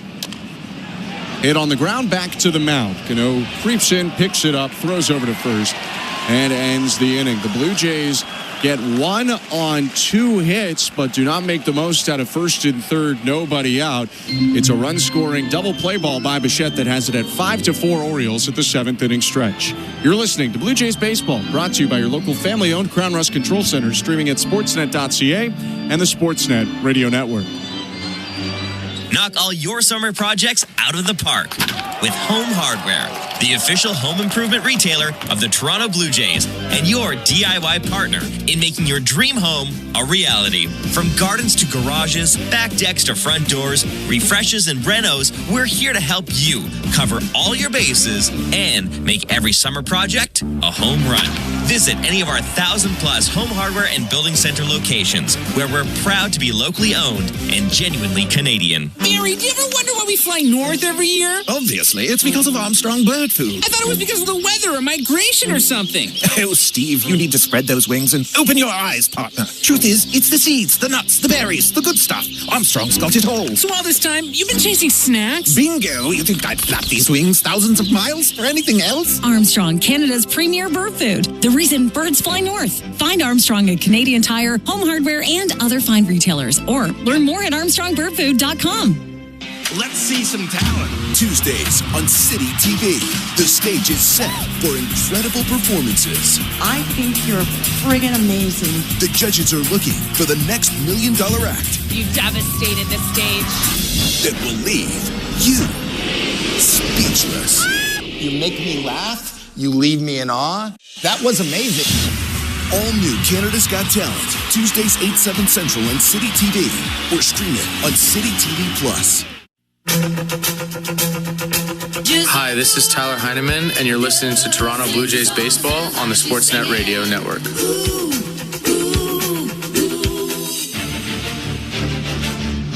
Welcome to the Timbermart broadcast booth. Alongside Chris LaRue, I'm Ben Schulman. Show Ali, our host. Nick Blackmore, our producer. Tom Young, our technical director. 5-4 Orioles. Bottom 7. The pitch to Ryan Mountcastle inside ball 1.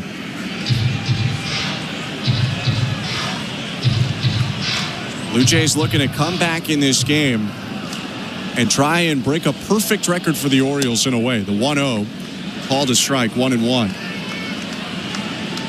Reason the Orioles are 5-8, the offense has been inconsistent, sometimes great, sometimes not there at all. When they've scored 5 runs, though, they're 5-0. Up 5-4 today, 1-1. Outside, 2-1. Mason Fluharty's warming up in the Blue Jays bullpen right now. After Ryan Mountcastle, 3 out of the next 4 guys are right-handed, so I don't... Sorry, left-handed. 2-1. Swinging a pop-up. Back of second. Waving his arms in the outfield grass. Andres Jimenez, the second baseman, reels it in. 1 out. It's a good first out for Yariel Rodriguez. He's a guy that struggled mightily getting that first out of a big inning. And this one, higher leverage, down by just 1 run here in the bottom of the 7th. John Schneider's going to walk out to the mound before Jackson Holliday is set to hit. They're going to go to the lefty in Mason Fluharty. With that, we have a pitching change brought to you by Home Hardware, the official home improvement retailer for the Toronto Blue Jays. Locally owned, genuinely Canadian. Let's go over to Show Ali. Thank you very much, Ben and Chris. Let's check in on the St. Louis Bar and Grill out-of-town scoreboard. Let's do some checks of scores across Major League Baseball. We have not checked in too many times there. Bottom of the 8th inning, the Yankees currently doubling up the Giants. The Yankees leading 8-4 in the Bronx with 2 outs. Jordan Hicks getting tagged for a lot of runs for the Giants in that start. The Mets are currently trailing the Athletics, just the Athletics, in Sacramento, 3-1. Bottom of the 7th inning, Athletics have a runner on second with 1 out. In Chicago on the south side with the White Sox and Red Sox, this game is tied at 2, top of the 7th inning. The Braves are currently playing the Rays at Steinbrenner Field in Florida. The Rays are leading Atlanta right now 2-1, although the Braves do have runners on first and second with 2 outs. Top of the 7th inning, in Miami. The Marlins leading the Nationals 7-4, and this game just about to get underway. The Guardians and Royals in Cleveland. We'll also a little bit later on have the Pirates taking on the Reds. That game goes at 6:40 p.m. Eastern, and at 7:10 p.m. Eastern, we'll have the Angels take on the Houston Astros. In hockey, it's a final for the Rangers and Hurricanes in Carolina. The Hurricanes beating the Rangers 7-3. So with that loss, the Rangers have officially been eliminated from Stanley Cup playoff contention. The third period underway for the Los Angeles Kings. They're currently doubling up the Avalanche 4-2. And the Sabres and Panthers, this game just got underway just a couple seconds into the first period. Zeros, as you might imagine, down in Sunrise. Blue Jays baseball, as always, is brought to you by Crown Rust Protection. Let's get you back to the action. Here's Ben Schulman and Chris LaRue. Thank you, Show. Mason Fluharty into the ball game. Rookie making his 4th Major League appearance. He'll take on the big prospect turned everyday Major Leaguer now. It's Jackson Holliday, a left-handed hitter, to face him. Lefty Fluharty has given up 2 earned runs in 2 innings so far. Cutter and sweeper, everything moving to the glove side for the left-hander. He comes set, kicks and offers. Cutter outside, ball 1.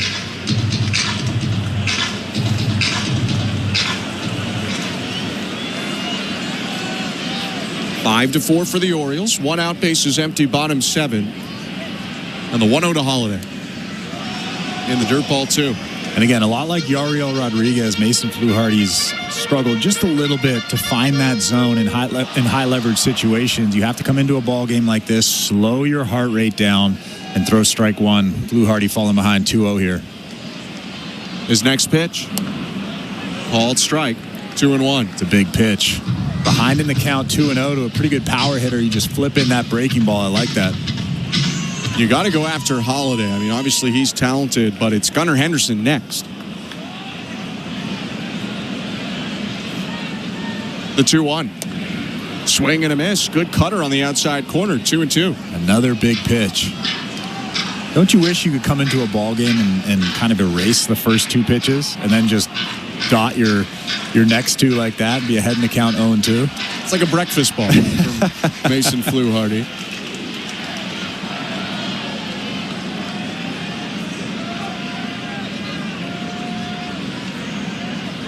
The 2-2. High and outside, ball 3. You got to attack Jackson Holiday. He's really cut down this year on some of the chasing and swing and miss that he had last year. Still a bit of a work in progress, but much improved. 3-2. Swing and a miss, strike 3. Nice cutter right off the corner outside. 2 outs. And Jackson Holiday was way out in front of that cutter. A perfect pitch from Mason Fluharty. Like I said, if you can kind of just cut out the falling behind in a big situation and then you don't have to fight back like he did there, I think Mason Fluharty has a shot to be a decent lefty out of that bullpen. Blue Jays brought him up in that first homestand of the series. His pitch now to Gunnar Henderson is a swing and a miss, strike 1. You look at the minor league numbers of Mason Fluharty, he's pretty much only succeeded 2024 at a 3.5 about ERA with Buffalo. 0-1 to Henderson. Swinging a line drive. Center field. Charging in Lucas, and he makes the catch, tumbling onto the grass to end a scoreless inning. A nice 2 outs for Fluharty. Credit to Lucas on the nice snare. And it's a 1-run game as we go to the 8th. 5-4 for the Orioles. You're listening to Blue Jays Baseball, brought to you by your local family-owned Crown Rust Control Center. Streaming at sportsnet.ca and the Sportsnet Radio Network. Feel the excitement of the UEFA Champions League knockout stage on SiriusXM FC. Europe's best clubs. What a start for Inter! And Barca are level! Brilliant Arsenal goal! The world's brightest stars. Mbappe! Kane! Rafinha! All chasing club soccer's ultimate prize. A new page in their glorious history! The Champions League knockout stage, where legends are made. On SiriusXM FC, channel 157 in the car, and the SiriusXM app. VSiN, the sports betting network, is back on SiriusXM. Go to channel 158 for informed wagering and fantasy advice from familiar voices like Gil Alexander, Paulie Howard, and Mitch Moss. Plus, SiriusXM mainstays Adam Shine, Rich Gannon, and the guru, John Hansen. We're getting you ready for the upcoming games with a finger on the pulse of the latest news and the moving lines and odds. VSiN, the sports betting network, is now on SiriusXM 158 and on the SiriusXM app. Baseball is back. It's former general manager Jim Duquette, and every Sunday on the front office, we have you covered on everything happening across Major League Baseball. That's right, Duke. It's former big league GM Jim Bowden. Injuries, extensions, promotions, demotions, and trades. We'll have you covered on all the news. We'll bring you the front office perspective as the season heats up. Front office with Jim Duquette and Jim Bowden, Sundays at 10 a.m. Eastern on MLB Network Radio, Channel 89, and on the SiriusXM app. 24/7, 365 coverage of all things NASCAR. All things NASCAR happens exclusively on SiriusXM NASCAR Radio, Channel 90. Sportsnet Radio Network. 8th inning with the Blue Jays in Baltimore, trailing by 1. Thanks for tuning in and welcome to the Timber Mart broadcast booth. I'm Ben Schulman alongside Chris LaRue. It's a pitching change brought to you by Home Hardware, the official home improvement retailer for the Toronto Blue Jays, locally owned, genuinely Canadian. Anthony Santander to lead off, and the pitching change turns him around to bat right-handed. It's the hard-throwing lefty Gregory Soto, who can be erratic at times, but is off to a nice start this year, has not allowed an earned run in 5 innings. Yeah, had a pretty solid season last year. 3-5 with a 4.42 ERA, 66 ball games. Hard-throwing lefty kicks and deals, and it's 95 down the middle. Swing and a miss, strike 1. That's a good one to swing at, though, right down the middle. Santander put a good swing on it. Blue Jay DH homered earlier in the game. He's 1 for 3. The 0-1. Outside. 95 and 94 on the first two from Soto. That's nothing to scoff at, but he's a little more 97, 98 usually. Just settling into the outing, though. Here's his third pitch. Swing and a foul back. 96 elevated. It's 1-2. He'll get there. Slowly but surely, Soto will get there. Two-time All-Star as a closer for the Detroit Tigers. Spent some time in and out of a high-leverage role with the Phillies. Traded over to the Orioles at the deadline last year. 1-2 is a slider hit on the ground. Backhanded at short. Henderson. Crow hop. Throw to first. In time, 1 out. Second baseman number 0, Andres Jimenez. Blue Jays do have another inning to work with, but this almost feels like a must-score situation. 3, 4, 5 due up this inning. Now the cleanup hitter, Andres Jimenez. And when you think about Felix Bautista coming out of that pen later to be a closer, you don't want to have to rely on scoring against him. Pitch now to Andres Jimenez. Swing and a high pop-up. It's actually going to drift out into shallow right center. Cedric Mullins under it. Makes the catch. 2 outs. Yeah, we saw him earlier on this season when the Orioles were in Toronto, and we were talking about whether he'll have his good stuff, whether he'll have his stuff from 2023 and 2022. And sure enough, that fastball is upper 90s. He still has the good stuff. So he's almost the same guy as he was. Granted, he has a 6 ERA in 3 innings to start the year, but I would not try and rely upon scoring against him. 2 outs, base is empty. 5-4 Orioles, and the pitch to George Springer is called a strike. 0-1. Blue Jays had 1 in each of the first 3 innings and 1 in the 7th. All 5 of the Orioles runs came in the 5th and 6th. The 0-1. Hit on the ground, foul. A slide step there by Soto to mess up the timing of Springer. 0-2. Yeah, you don't really see a slide step from pitchers with nobody on base. Pretty smart move from him. Soto has slid up that bullpen leverage ladder with Cionel Perez struggling to start the year. Orioles lead lefty reliever. Deals home. And the pitch is a ball. Check swing. Appeal down to first. No swing. I thought that was a strike on the pitch. I think it definitely was a strike on the pitch. George Springer's getting a second chance. It was a questionable check swing as well, but that pitch certainly was in the zone. Instead, it's a 1-ball, 2-strike count. Soto's pitch. Swing and a miss, strike 3. Puts him away, second time trying, and it's a 1-2-3 inning for Gregory Soto. Bottom of the 8th, potentially the last time up to the plate for the Orioles. Rutschman, O'Hearn, Westberg to hit next. 5-4 Baltimore. You're listening to Blue Jays Baseball, brought to you by your local family-owned Crown Rust Control Center, streaming at sportsnet.ca and the Sportsnet Radio Network. Knock all your summer projects out of the park with Home Hardware, the official home improvement retailer of the Toronto Blue Jays and your DIY partner in making your dream home a reality. From gardens to garages, back decks to front doors, refreshes and renos, we're here to help you cover all your bases and make every summer project a home run. Visit any of our 1,000+ home hardware and building center locations where we're proud to be locally owned and genuinely Canadian. One of the best in the game at receiving the ball. He's about as good of a strike zone controller as the Blue Jays have. To a team of elite defenders, he is Captain Kirk, a game caller in unison with this pitcher. Does he ever have a knowledge of the strike zone? Framing pitches with precision and a steady hand. Kirk's done it again. Be one of the first 15,000 fans at the ballpark on Wednesday, April 30th to get your Alejandro Kirk bobble arm. For tickets, visit BlueJays.com. Lights up, let's go. Law and Order Thursday on City TV. We're charging him with manslaughter. 3 Law and Orders on one epic night. It was premeditated. It was planned. Law and Order at 8. He told me to is not a legal defense against murder. SVU at 9. Covering his ass, I'd start thinking about your own. Followed by the new season of Law and Order Toronto Criminal Intent at 10. Nothing justifies murder. How about we start with the truth? Law and Order Thursday, all new, 8/7 Central on City TV. This is Toronto Blue Jays baseball. A drive to deep center field. Trout at the wall and watches it sail. On Sportsnet 590 The Fan and the Sportsnet Radio Network.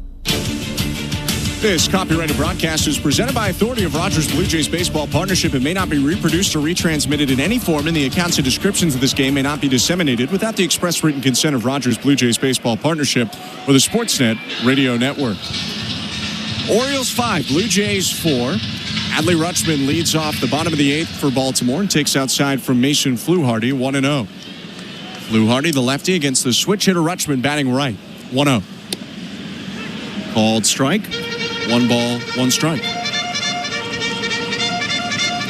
Chad Green is loosening up for the Blue Jays. It's a switch hitter now in Rutschman, then a lefty in O'Hearn, and a righty in Westberg. 1-1. Called strike 1 and 2. He's throwing a ton of cutters. Really locating it well, too. That one right there, back door to Rutschman. By the way, on deck it is right-handed swinger Ramon Urias. So maybe the Blue Jays bring Green in for the next hitter.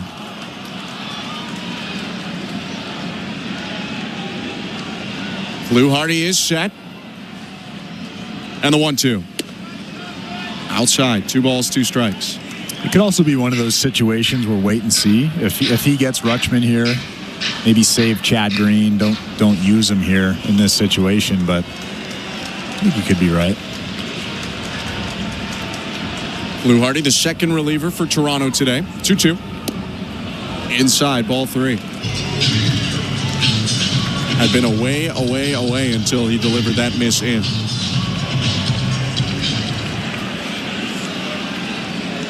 Rutschman 1 for 3 with a game-tying homer he hit in the 6th.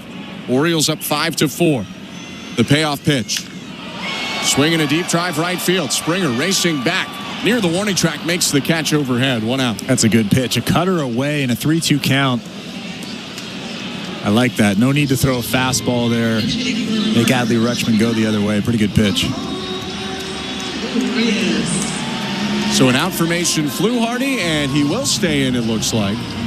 Or rather, he won't. John Schneider is going to walk out to the mound. Ramon Urias announced in already as the pinch hitter, so now they know it'll be the righty hitting.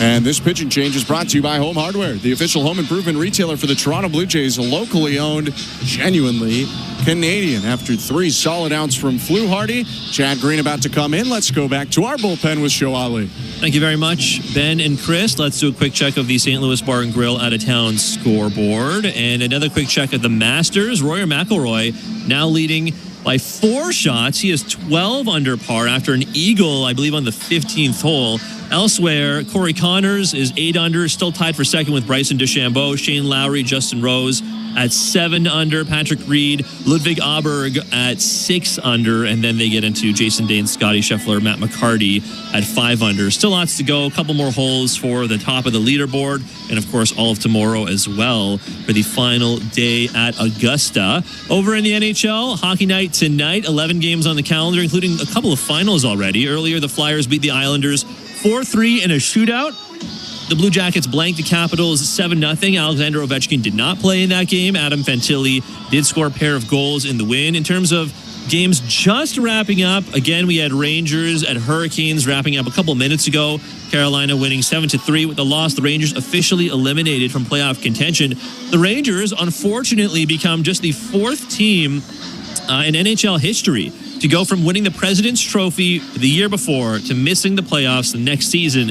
And this is actually a pretty wild stat, but for the first time in the history of the NHL, the Rangers, the Penguins, and the Bruins have all failed to qualify for the playoffs in the same season. Other games going on right now, just 2 on the go right now. Avalanche at Kings with 10 minutes to go in the 3rd period. The Kings up 4-3. And about 8.5 minutes to go in the 1st period. In Sunrise, the Panthers and Sabres are tied at 0. Blue Jays baseball brought to you, as always, by Crown Rust Protection. Let's get you back to the action. Here's Ben Schulman and Chris LaRue. Thank you, Show. The right-hander Chad Green into the game. 1 out, bases empty. And the pinch hitter for the Orioles is Ramon Urias. We bring in Urias usually to hit left-handed pitching, but the Blue Jays making the switch to Green will get Urias in a right-on-right matchup. Been a really nice start to the year for the Red Sox infielder, batting .324, 11 for 34. Green's pitch. Urias hits it on the ground to 3rd. Sliding stop Wagner. Long throw to 1st, and it's blocked but not dug out by Guerrero as it skipped to the bag. So down there safe is Urias on the first pitch he saw. I mean, that's still a tough play for any first baseman, but a little bit easier because it was a short hop. It wasn't that in-between or long hop. You could see the frustration on Vladimir Guerrero Jr.'s face. I'm sure he remembers the ball earlier on in the ballgame that he dropped there. He did have to reach out for that one toward right field, so he's stretching his little hunched over. Got a piece of it. But they'll give Urias an infield single on that one, and he's on first. Pinch runner now in his spot is the speedy Jorge Mateo.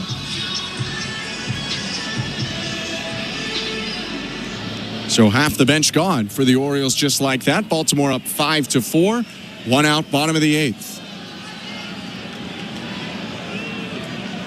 The mountain is getting loose in the Oriole bullpen. Felix Bautista. Jordan Westberg up. Turn and throw to first by Green. And Mateo back in safe. The earlier play with Guerrero you were mentioning happened with Westberg at the plate. Runner on second. It was a 3-3 game in the 6th when Westberg hit one to deep short. Bobichet's throw from the outfield grass got there, but Guerrero dropped it on the stretch. First pitch to Westberg. Runner takes off. Pitch a ball. Throw to second in time. He got him. Mateo putting his hands to the air, but that looked to the naked eye like an out as Jimenez applied the tag on his calf. Well, I don't know if the Orioles will take a look here, but Mateo very clearly thinks that he's safe. Looks like the Orioles are thinking about it, and they will challenge. I mean, bottom of the 8th, it is a bit of a use it or lose it at this point. We got 1 second look. He looked out to me. Yeah, it looked like Andres Jimenez caught him on the calf as he was passing by him. Pretty good tag. Oh, he's out. Yeah, he's out. For sure. I have to wonder with the Orioles and Brandon Hyde how much it's just, hey, we have a challenge. This is a big spot. The odds of using it are going to be low for the rest of the game, and you get another one in extras should they get there.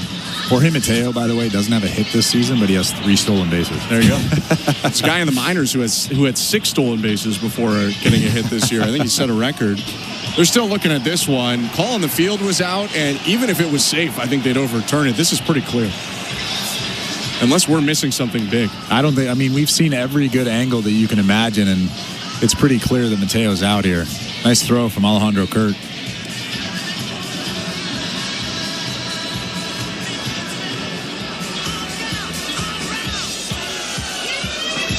The call on the field is confirmed. The runner is out. Baltimore will lose their challenge. So not just stands, but rather confirmed, meaning they could prove that he was out 100%. Second runner caught stealing by Kirk this season, and that changes the inning a fair bit. It's now nobody on and 2 outs, a 1-0 count to Westberg with the Orioles up 5-4, bottom 8. Well, I'm sure Mason Fluharty's pumped about that one. His earned run is taken off. That was a Chad Green base runner.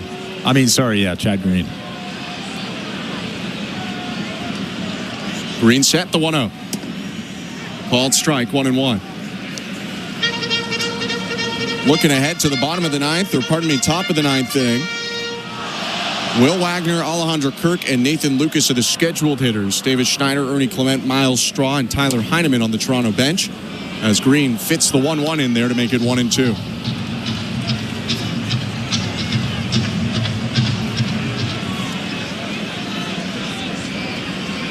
The pitch.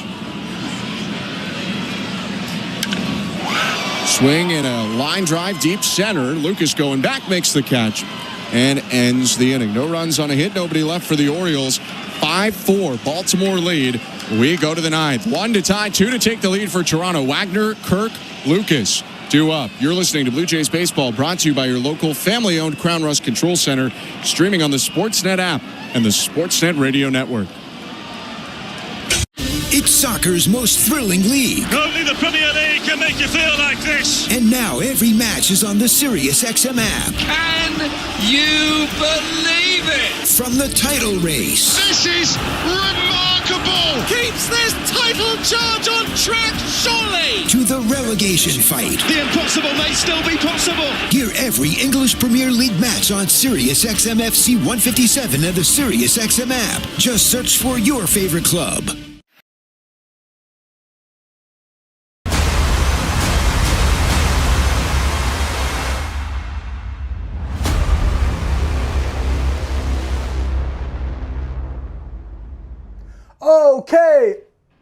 Okay, Blue Jays, let's play ball. Oh yeah, let's go Blue Jays. Thank you for hanging out with us today here on Toronto Sports Insider. Now's the time of the show. Please let us know, where are you watching from? Where is Blue Jays Nation gathering from all over the world here on Toronto Sports Insider? You can let us know in the chat. Let us know your city and province in Canada, city and state in the United States, or international. Let us know your city and your country of where you're watching from. And you can click the link in our website, TorontoSportsInsider.com. Check out all of our awesome merchandise, as well as all of the features on our website. We have a bunch of cool stuff, like a schedule for all of the Toronto sports teams and when they're playing and when we'll be live here on Toronto Sports Insider. As well, please click the live viewer tab on our website and put your... Ali, our host, Nick Blackmore, our producer, Tom Young, our technical director, and Joe Ali and Julia Kreutz have Blue Jays talk following today's game. 5-4 for the Orioles, top of the ninth, and a pitching change brought to you by Home Hardware, the official home improvement retailer for the Toronto Blue Jays, locally owned, genuinely Canadian. The Mountain, the massive 6'6" closer for the Baltimore Orioles. 6'8" closer. Felix Bautista is on the mound, protecting a one-run lead. Will Wagner, his first opponent. Bautista kicks and deals. Swing and a miss. 95 elevated, 0-1.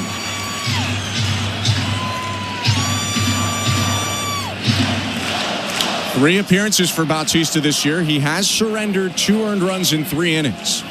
The 0-1. Swing and a ground ball hits softly to the right side. Picked up by Mountcastle, the first baseman, and he'll step on the bag. 1 out. Sub in left field also for the Orioles. By the way, defensively, they bring in Ramon Laureano for Heston Kjerstad.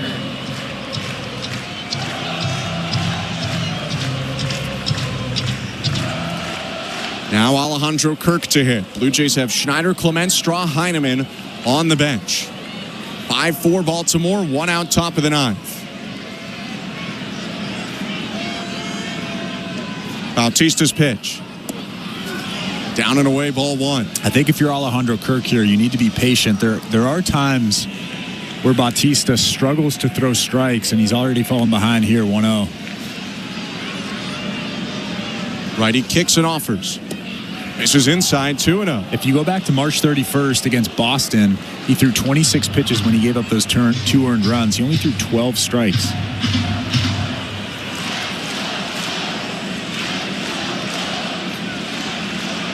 Is 2-0. Low, ball 3. I'm taking all the way here if I'm Alejandro Kirk. I'm probably taking all the way 3-1 as well. Blue Jays don't give a lot of take signs, but I would imagine a hard take sign was just delivered to Alejandro Kirk. 3-0 pitch. Way high, ball 4. That one went over Rutschman's glove into the backstop. And Alejandro Kirk has a walk. Miles Straw is already out of the dugout, just waiting for Kirk to touch first base. And then a pinch runner is going to come in. Straw represents the tying run. Yeah, and that was an easy walk for Alejandro Kirk. I mean, out of those 4 pitches, not one of them was close to the strike zone. That somewhat has to be the approach against Bautista. Don't try to do too much. Just keep passing it on. Because the Blue Jays now are close to the top of the order. It's the number 8 hitter, Nathan Lucas, with 1 out and a runner on first. Lucas has had a very nice day at the plate. A walk, a double. He's scored 2 runs in this 5-4 game in favor of Baltimore. Bautista steps off and throws to first, and a dive back from Straw.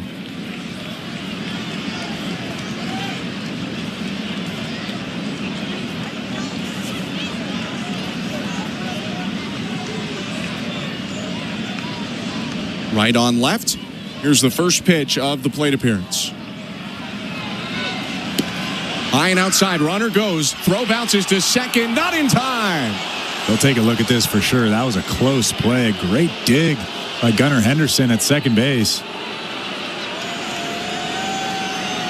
It looked like he got there to me because Henderson had to reach backhanded to snare it and then apply the tag. I think he's safe at second base. That's a great job stealing that bag from Miles Straw. And remember, the call on the field is safe, so you have to have definitive evidence. 1-0 pitch now to Nathan Lucas.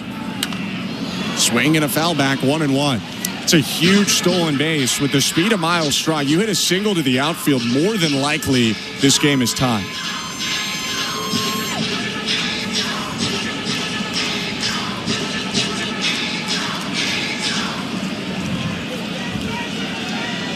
For Straw, his first stolen base of the year.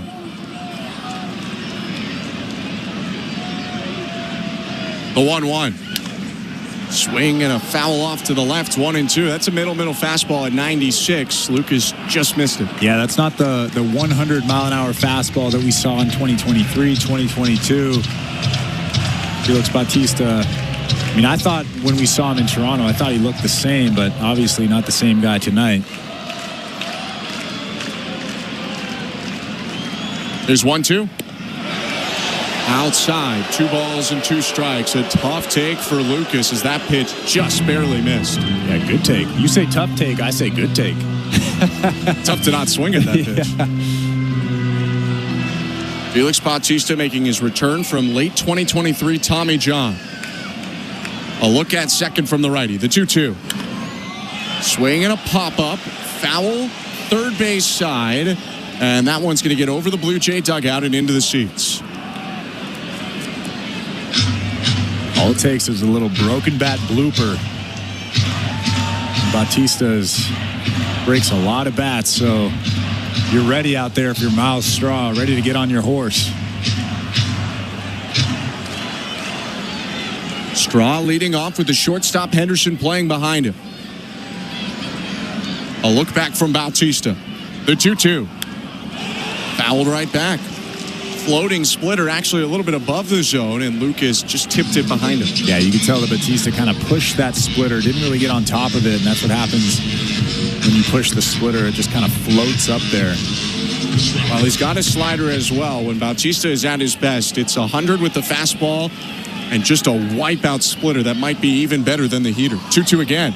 In the dirt, bounces away from Rutschman, and Straw decided not to go. It only bounced a couple feet. You gotta be sure. And he decided to play it safe. It's a full count. Well, Rutschman did a really good job getting on that ball that bounced about 15 feet from him really quick with those feet. For Straw, almost once you don't go right away, you can't go. He took one hard step and decided, no, I'm going to turn it back. Tying run on second, 1 out. 5-4 Orioles, top of the 9th. The 3-2. Hit high in the air, foul, third base side, and that's going to get out of play again. Heck of an at-bat right now from Lucas. He's fought to see 8 pitches so far from Felix Bautista.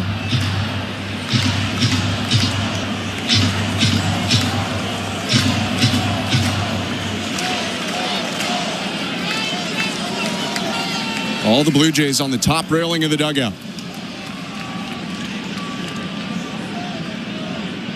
Another 3-2.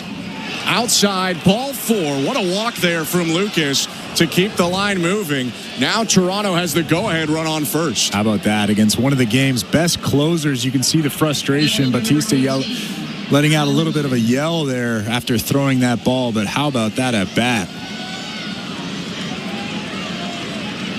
So back-to-back walks for Kirk and Lucas. It's Straw on second after pinch running for Kirk. Lucas on first. And Allen Roden in tough here against one of the top closers in the game. A single should tie it. A double could give the Blue Jays the lead. Bautista's pitch. Hit on the ground right side. Mountcastle gloves it chest high, goes to first for the second out. Both runners move into scoring position, but the Orioles now 1 out away. I like this matchup here. Bo Bichette and Felix Bautista. Bo's never scared of a high velo guy, a guy that can get in on him with that sinker. I like this matchup. Bo Bichette came into today a lifetime .378 hitter at Camden Yards. He's 3 for 4 today. Second and third, 2 down. 5-4 Orioles, top of the ninth. And the pitch. Swing and a miss, strike one. Preying on the moment where Bichette might be searching for the hero hit. Bautista flipped in the slider to get him out in front.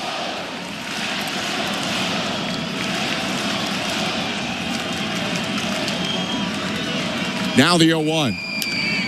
Swing and a foul to the right. 97, inner third. It's 0-2. That's a good sequence right there. Slider below the zone, and then you bust him in with that 97.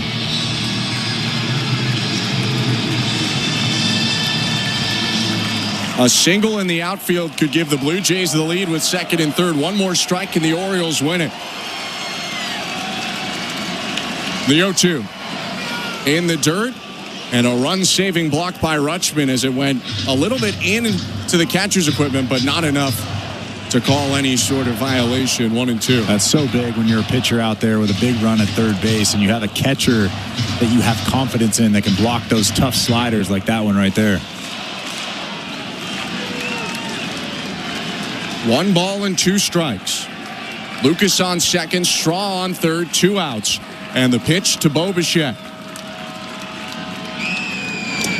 He got him. Orioles win. They come back from down 3-0 with extra base hits and a couple mishaps in the field by the Blue Jays. Baltimore takes the first of 2. Well, Felix Bautista didn't have his best stuff out there. 20 pitches, just 11 strikes, but he locked in against Bo Bichette there for that last out. What a slider. What an at-bat. Orioles win it. We're going to take a step aside, wrap it up, and then get you over to Blue Jays Talk. You're listening to Blue Jays Baseball, brought to you by your local family-owned Crown Rust Control Center, streaming at sportsnet.ca and the Sportsnet Radio Network. Timber Mart always has plans to help you with your plans. Your home, your cottage, your garage, whatever needs your attention first, check the most visited spot on our website for ready-to-order plans to get the job done with Canada's Building Center. Visit timbermart.ca. Enter Night Mode. It's a stylish Friday night in the city. Every Friday home game. No doubter. Where we celebrate everything that makes our city one of a kind. Would you always feel like part of the show? On Friday, April 18th, be at the ballpark early and get your Blue Jays City Connect Bomber Jacket giveaway presented by Enercare. The first 50,000 fans will be geared up for spring nights in the city. City Connect Fridays. Night Mode. Lights up. Let's go. For tickets, visit BlueJays.com. Timber Mart is Canada's building center. Your home team advantage with the right materials and the right price. Project know-how that's brought together a wealth of plans and solid advice. Trust your team at your locally owned Timber Mart. Find your location at timbermart.ca. Barry, do you ever wonder why we fly north every year? Obviously, it's because of Armstrong bird food. I thought it was because of the weather or migration or something.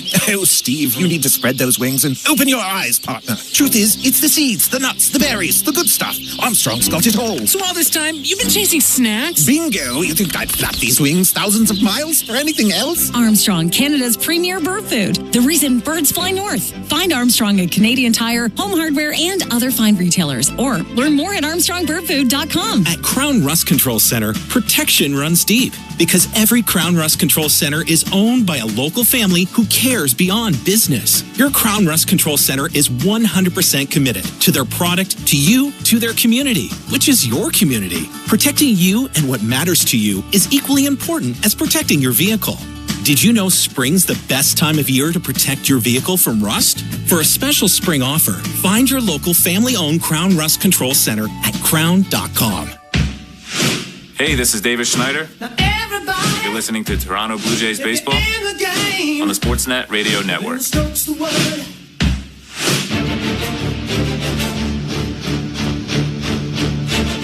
Orioles defeat the Blue Jays 5-4 to take a 1-0 series lead in this 2-game set. I'm Ben Schulman alongside Chris LaRue. Thanks so much for sticking around with us. The Blue Jays got this one going with some early runs in the first and second and third. But Chris, it did feel like Toronto left a little bit on the table, even in those run-scoring innings. Yeah, they had opportunities throughout the ball game to really put the Orioles away, but they just couldn't. They either mishit or made an errant play. But I think that the biggest thing that stood out to me was that play at first base by Vladimir Guerrero Jr. when the Orioles were able to go ahead in this ball game. Vladimir Guerrero Jr. stretches for that ball, that throw from Bo Bichette, and it's a play that he's probably going to make 100 out of 100 times, and for whatever reason, he didn't catch that baseball. I think that's the defining moment in this ball game. That play came with it as a 3-3 game, runner on second, 2 outs in the sixth.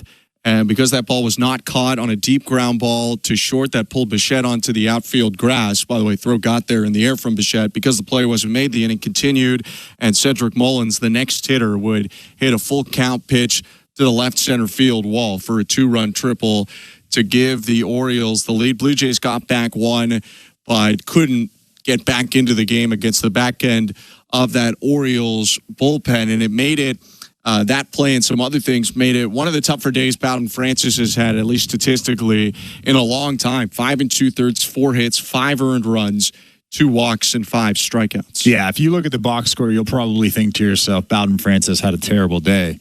But watching this ball game, he looked outstanding through the first 5 innings of this game. I believe he didn't give up a base hit through 4 and a third. 4 2/3. 4 2/3. His stuff was great. The command of that fastball, the split finger. He didn't really use the slider as much as, or the off speed stuff, the slower off speed stuff as much as he has in the past, but. He looked great. He looked vintage Bowden Francis early on in that ball game, and then 5th inning comes along. He kind of just lost command a little bit, feel for the split finger, left some split fingers up. But watching this game, the eye test, Bowden Francis was great. Looking at the box score, not so great.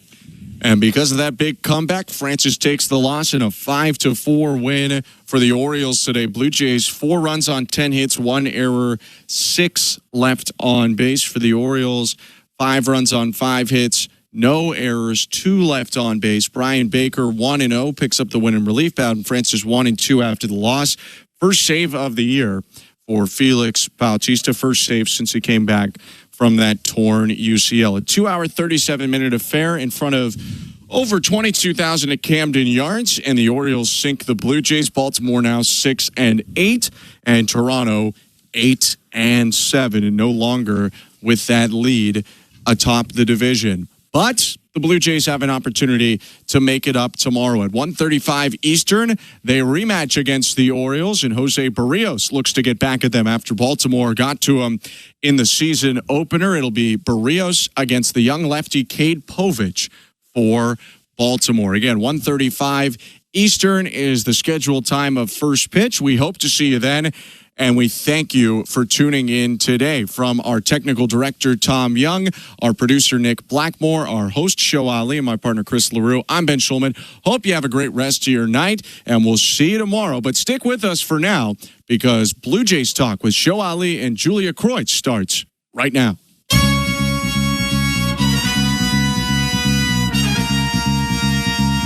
Well, Jules, a tough loss in the first game of this 2-game series. Jays had a 3-0 lead. They turn it into a 5-4 loss. Bowden Francis cruising until he doesn't, unfortunately. The 5th inning, and especially that 6th inning of work, loses some command. Vladdy, unfortunately, to wear this one, making a few critical mistakes on defense and on the base paths despite the RBI double. The team as a whole went 4 for 13 with runners in scoring position. Not going to win a lot of games when you do that. And as a result, unfortunately, they dropped the first game of this mini 2-game series. Yeah, kind of a, when it comes to runners in scoring position, we have certainly seen this before, Show, but this game was very, very winnable. And you take away the miscues, a couple of balls that Vladdy probably should have picked up at first base. The out on the base paths when he left first base a little too soon, and that fly ball by Anthony Santander. All of those little moments. We have seen the Blue Jays put together a lot of wins this season by having the little things go right. And when they don't, that is when things like runners in scoring position and a 4 for 13 mark really become amplified. When you're playing the brand of ball that the Blue Jays are right now, you sort of need all of the little things to go your way. And when you have a contributor as important as Vladimir Guerrero Jr. make that many miscues on both sides of the ball, doesn't necessarily breed a lot of confidence or success for your team. And kind of unfortunate too, right, Sho? Because this game started with a booming RBI double off the bat of Vlad Jr. Just really, really unfortunate that he couldn't lock in there and keep this game to the Blue Jays' advantage. That is Julia Kreutz. I'm Sho Ali. You're listening to Jays Talk live on the Sportsnet Radio Network. We're also streaming on sportsnet.ca and on the Sportsnet app. You can give us a call, 416-870-0590, 1-888-666-0590, star 590 on your cell. You can text us as well, 590-590, name and location. The People's text line always open, as you guys know. Standard messaging and data rates may apply. Yeah, I had some Bowden Francis notes here. We can get to Bowden in a sec, but it's hard. Like, I was kind of debating to myself, like, do you want to talk about Francis losing some of the command here in the sixth inning, or Vladdy? And I was still on the fence a little until the very end there, when he again made a drop on, I believe it was a Will Wagner play, and Wagner, much like Bo, both making some pretty tough plays on the dirt and delivering it to first base. I think the Wagner throw probably was for Vladdy to pick was maybe a higher degree of difficulty. That ball took a bit of a hop, but still though, I mean, he essentially cost the team. Unfortunately, it's unfortunate that he's going to wear it on a day he went 2 for 4 with an RBI double, but he essentially cost the team 3 runs, right? I mean, 1 run for sure on the play where he doesn't tag correctly on the deep Santander fly ball. Was Santander? That's right, yeah. Almost got his second home run. Which would have been crazy at Camden Yards of all places. And then, of course, the play with Bo, and Bo I thought Bo made a phenomenal play, like deep in the hole, kind of backhand stabs, turns and just rifles it to first, right in his glove. I thought, until I saw the replay, I wasn't 100% sure if the ball like hit the dirt and it skipped it or not a little bit, but he didn't. It went right to Vladdy's glove and he just dropped it. And then, of course, the home run shortly after, or the Mullins triple rather, shortly after. So that's a tough place for Vladdy to be. I think doubly so because, of course, he is now essentially making $500 million. Yeah. And I guess this is no consolation whatsoever, but in watching that Bo throw, I almost wondered if Vladdy was calculating the route of the ball as if it was going to hop and he was going to catch it on the hop. And that's just not, that was clearly a miscalculation. So he couldn't make the play. And that was a big one. That would have ended the inning right there. And really, it would have been a completely different game from that point onward. Were you surprised that it wasn't an error? I was. I truly believed that Vladdy could have had at least 1 error, maybe 2 today. And sure, those were very difficult plays, especially for Bo to make, and for Wagner to a lesser degree as well. But it's a play that Vladdy has to make. And so, I believe that it would have been an error, but I also understand the scoring as an infield hit. Kind of a weird day, Show. We don't really see Vladimir Guerrero Jr. Commit 2 of those quote unquote errors, obviously, at first base. You're usually pretty secure in what he is doing defensively. It happens, and I understand that he will wear it. And, and for the base running mistake, I don't think there's any excuse for that. You need to be more aware. You need to be more attentive. And that was the second out. There were no outs in that inning. And so that was a double play right there because obviously Santander flies out. Vladimir Guerrero Jr. is called out. There's a runner at third base. And then Andres Jimenez comes in. That knocks Sugano out of the game. Andres Jimenez comes in, drives a ball to center field that would have easily scored that runner at third. Yeah. But at that point, there were 2 outs. And so obviously that was moot. And so you really see how much the game changed and even the route that the game was taking changed because of those moments. Really, really unfortunate show. But this one, it's going to be hard not to look at it with that reading of how it went. And let me tell you, a lot of people on the text line are looking at it with that reading. Okay, 590, name and location. Q from Winnipeg got in early on this one. Q saying, this was maybe like 20 minutes ago. Q for saying, this loss is 100% on Vladdy. He's an athletic player, but he really needs to clean up the fundamentals. 2 careless plays that rallied a lifeless Orioles team and sunk Francis's quality start. Dale in Nova Scotia. Dale saying, here it is. Vladdy has to clean up the mental errors, like leaving the bag too soon. A lot of people are, and I think this is true, a lot of people are going to judge him harshly after signing the big contract. Nobody should cost the team runs, especially the franchise player. I think he'll clean it up and carry the weight of being the man just fine. So Dale taking a more glass half full approach to it, I think. Paul in Burlington, Vladdy needs to do better as the leader of this team. Todd from Newfoundland. Todd gave some values to things. I thought it was interesting. Vladdy -2 today. RBI double +1. Base running mistake cost a run -1. Drop ball, which should have been an error and would have been 3 outs, leads to 2 runs -2. Well, actually, if you're a +1, then a -1 takes you back to 0. Then another minus takes you to -1. But still, Paul, I get Todd in Newfoundland's point. David in Dartmouth, Nova Scotia, 2 games in a row that errors cost us a win. Let's hope for better. And then Forbes in Toronto. And I think this is a good point from Forbes. And Forbes always has some pretty interesting texts. Forbes saying, regarding Vladdy attempting to tag up and advance the second on Santander's long fly ball in the 5th, we constantly hear the Jays professing, quote-unquote, attention to detail. These are the details to which Vladdy should have been paying attention in that situation. If Springer was up after Santander, and especially so if Kirk was right after Santander in the order, then trying to get the second to stay out of a double play situation could be a quote-unquote heads-up play and a risk worth taking. But with Jimenez up next, one of their fastest players who hits from the left side, granting into a double play was a remote possibility, which makes Vladdy's decision ill-advised. And it's a good point from Forbes. It is a good point. And again, especially when you have a runner at third, you don't take those risks. It could have been...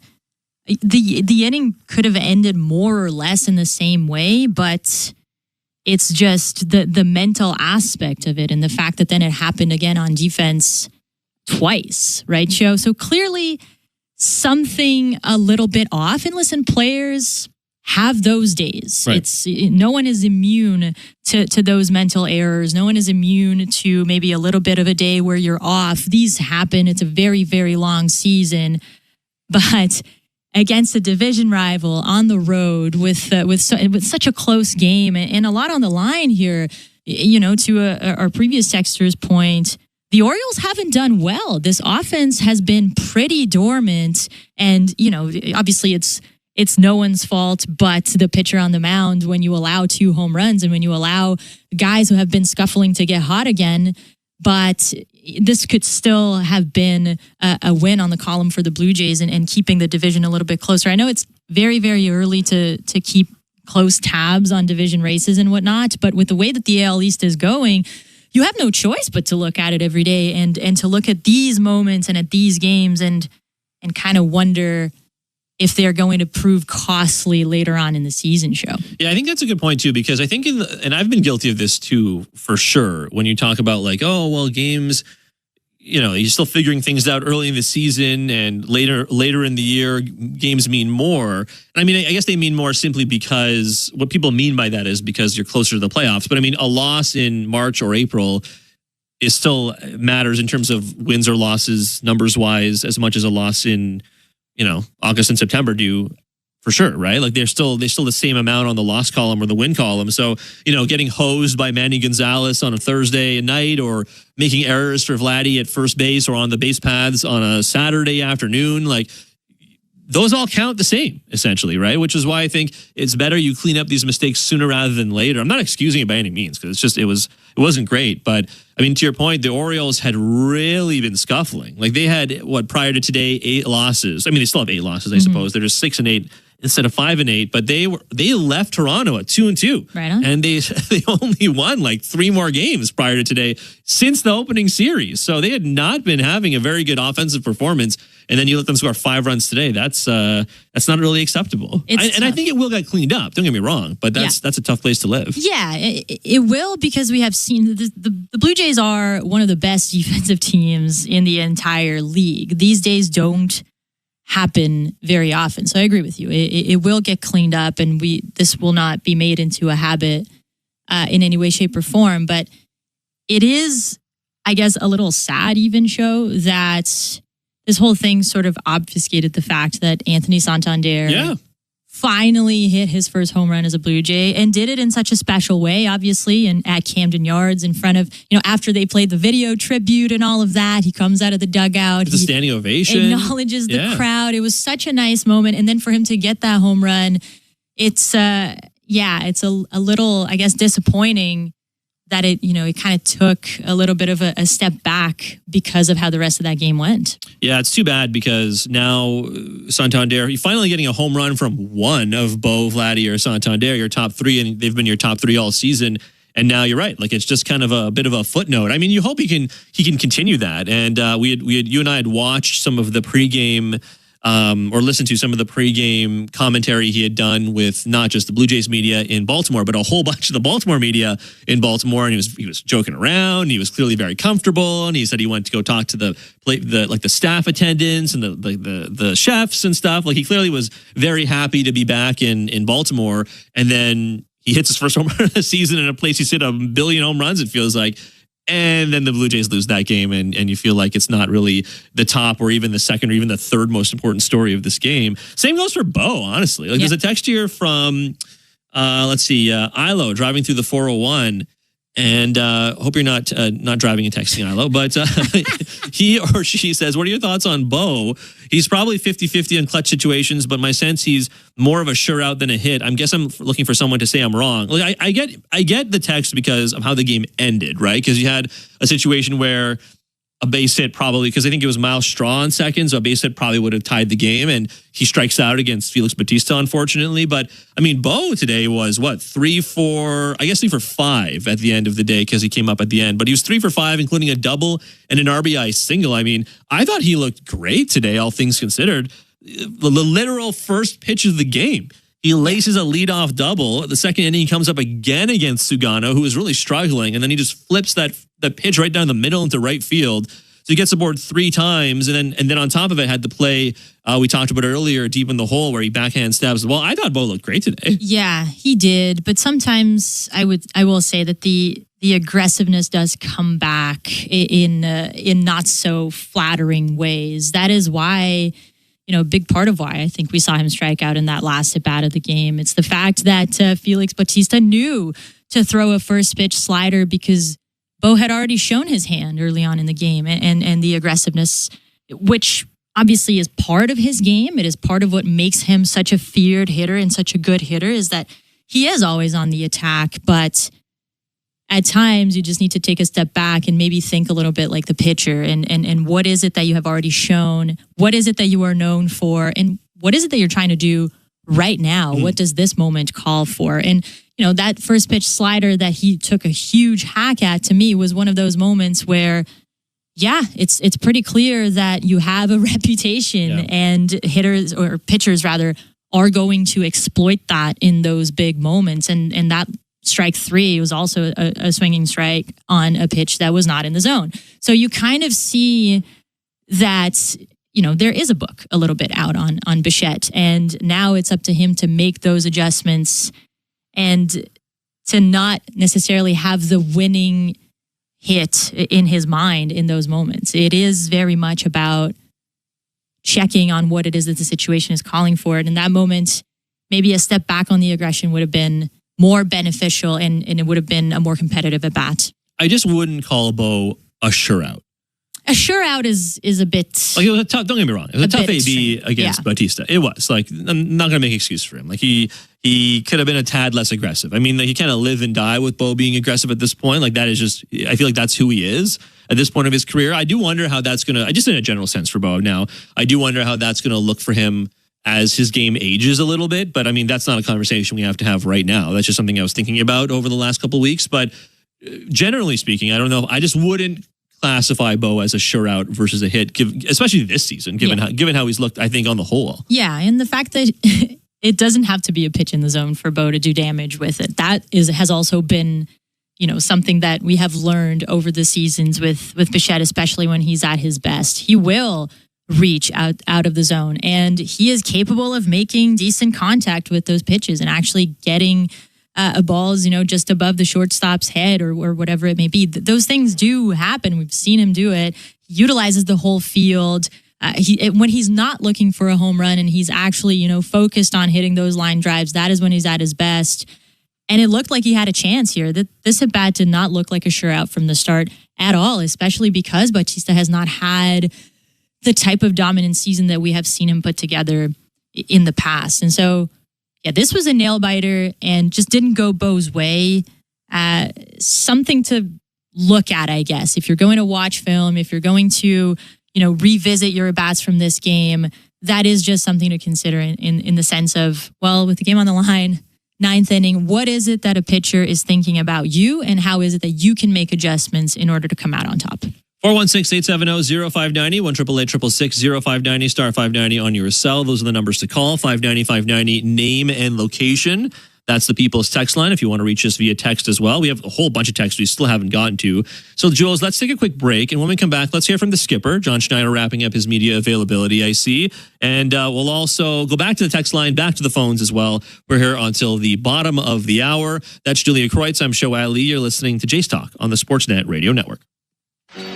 Knock all your summer projects out of the park with Home Hardware, the official home improvement retailer of the Toronto Blue Jays and your DIY partner in making your dream home a reality. From gardens to garages, back decks to front doors, refreshes and renos, we're here to help you cover all your bases and make every summer project a home run. Visit any of our 1,000+ Home Hardware and Building Center locations, where we're proud to be locally owned and genuinely Canadian. One of the best in the game at receiving the ball. He's about as good of a strike zone controller as the Blue Jays have. To a team of elite defenders, he is Captain Kirk, a game caller in unison with this pitcher. Does he ever have a knowledge of the strike zone? Framing pitches with precision and a steady hand. Kirk's done it again. Be one of the first 15,000 fans at the ballpark on Wednesday, April 30th to get your Alejandro Kirk bobblearm. For tickets, visit BlueJays.com. Lights up, let's go. The countdown is on. Are you ready? For the Stanley Cup playoffs on Sportsnet. Strap yourselves in for the best ride in sports. Feel the intensity rise. It's time to turn things up a notch. Be here for all the drama, where one shot, one save, one moment can decide everything.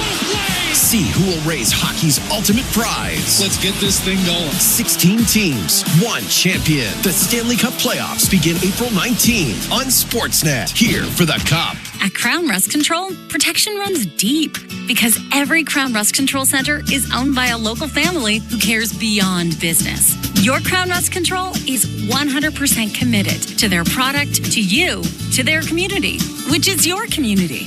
Protecting you and what matters to you is equally important as protecting your vehicle.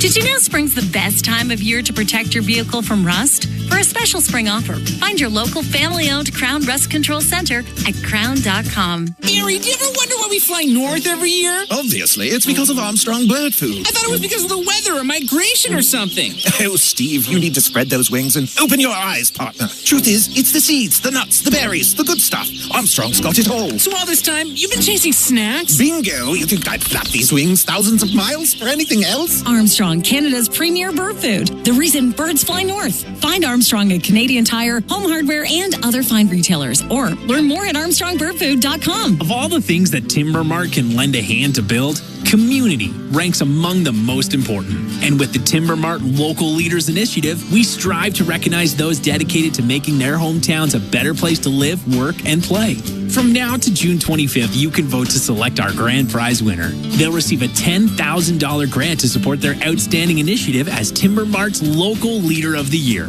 To vote, visit local-leaders.com.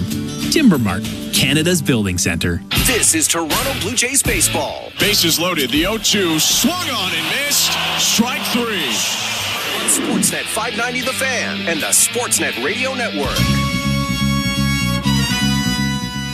He was cruising, I thought he did a good job of pitching inside early and had really quick innings.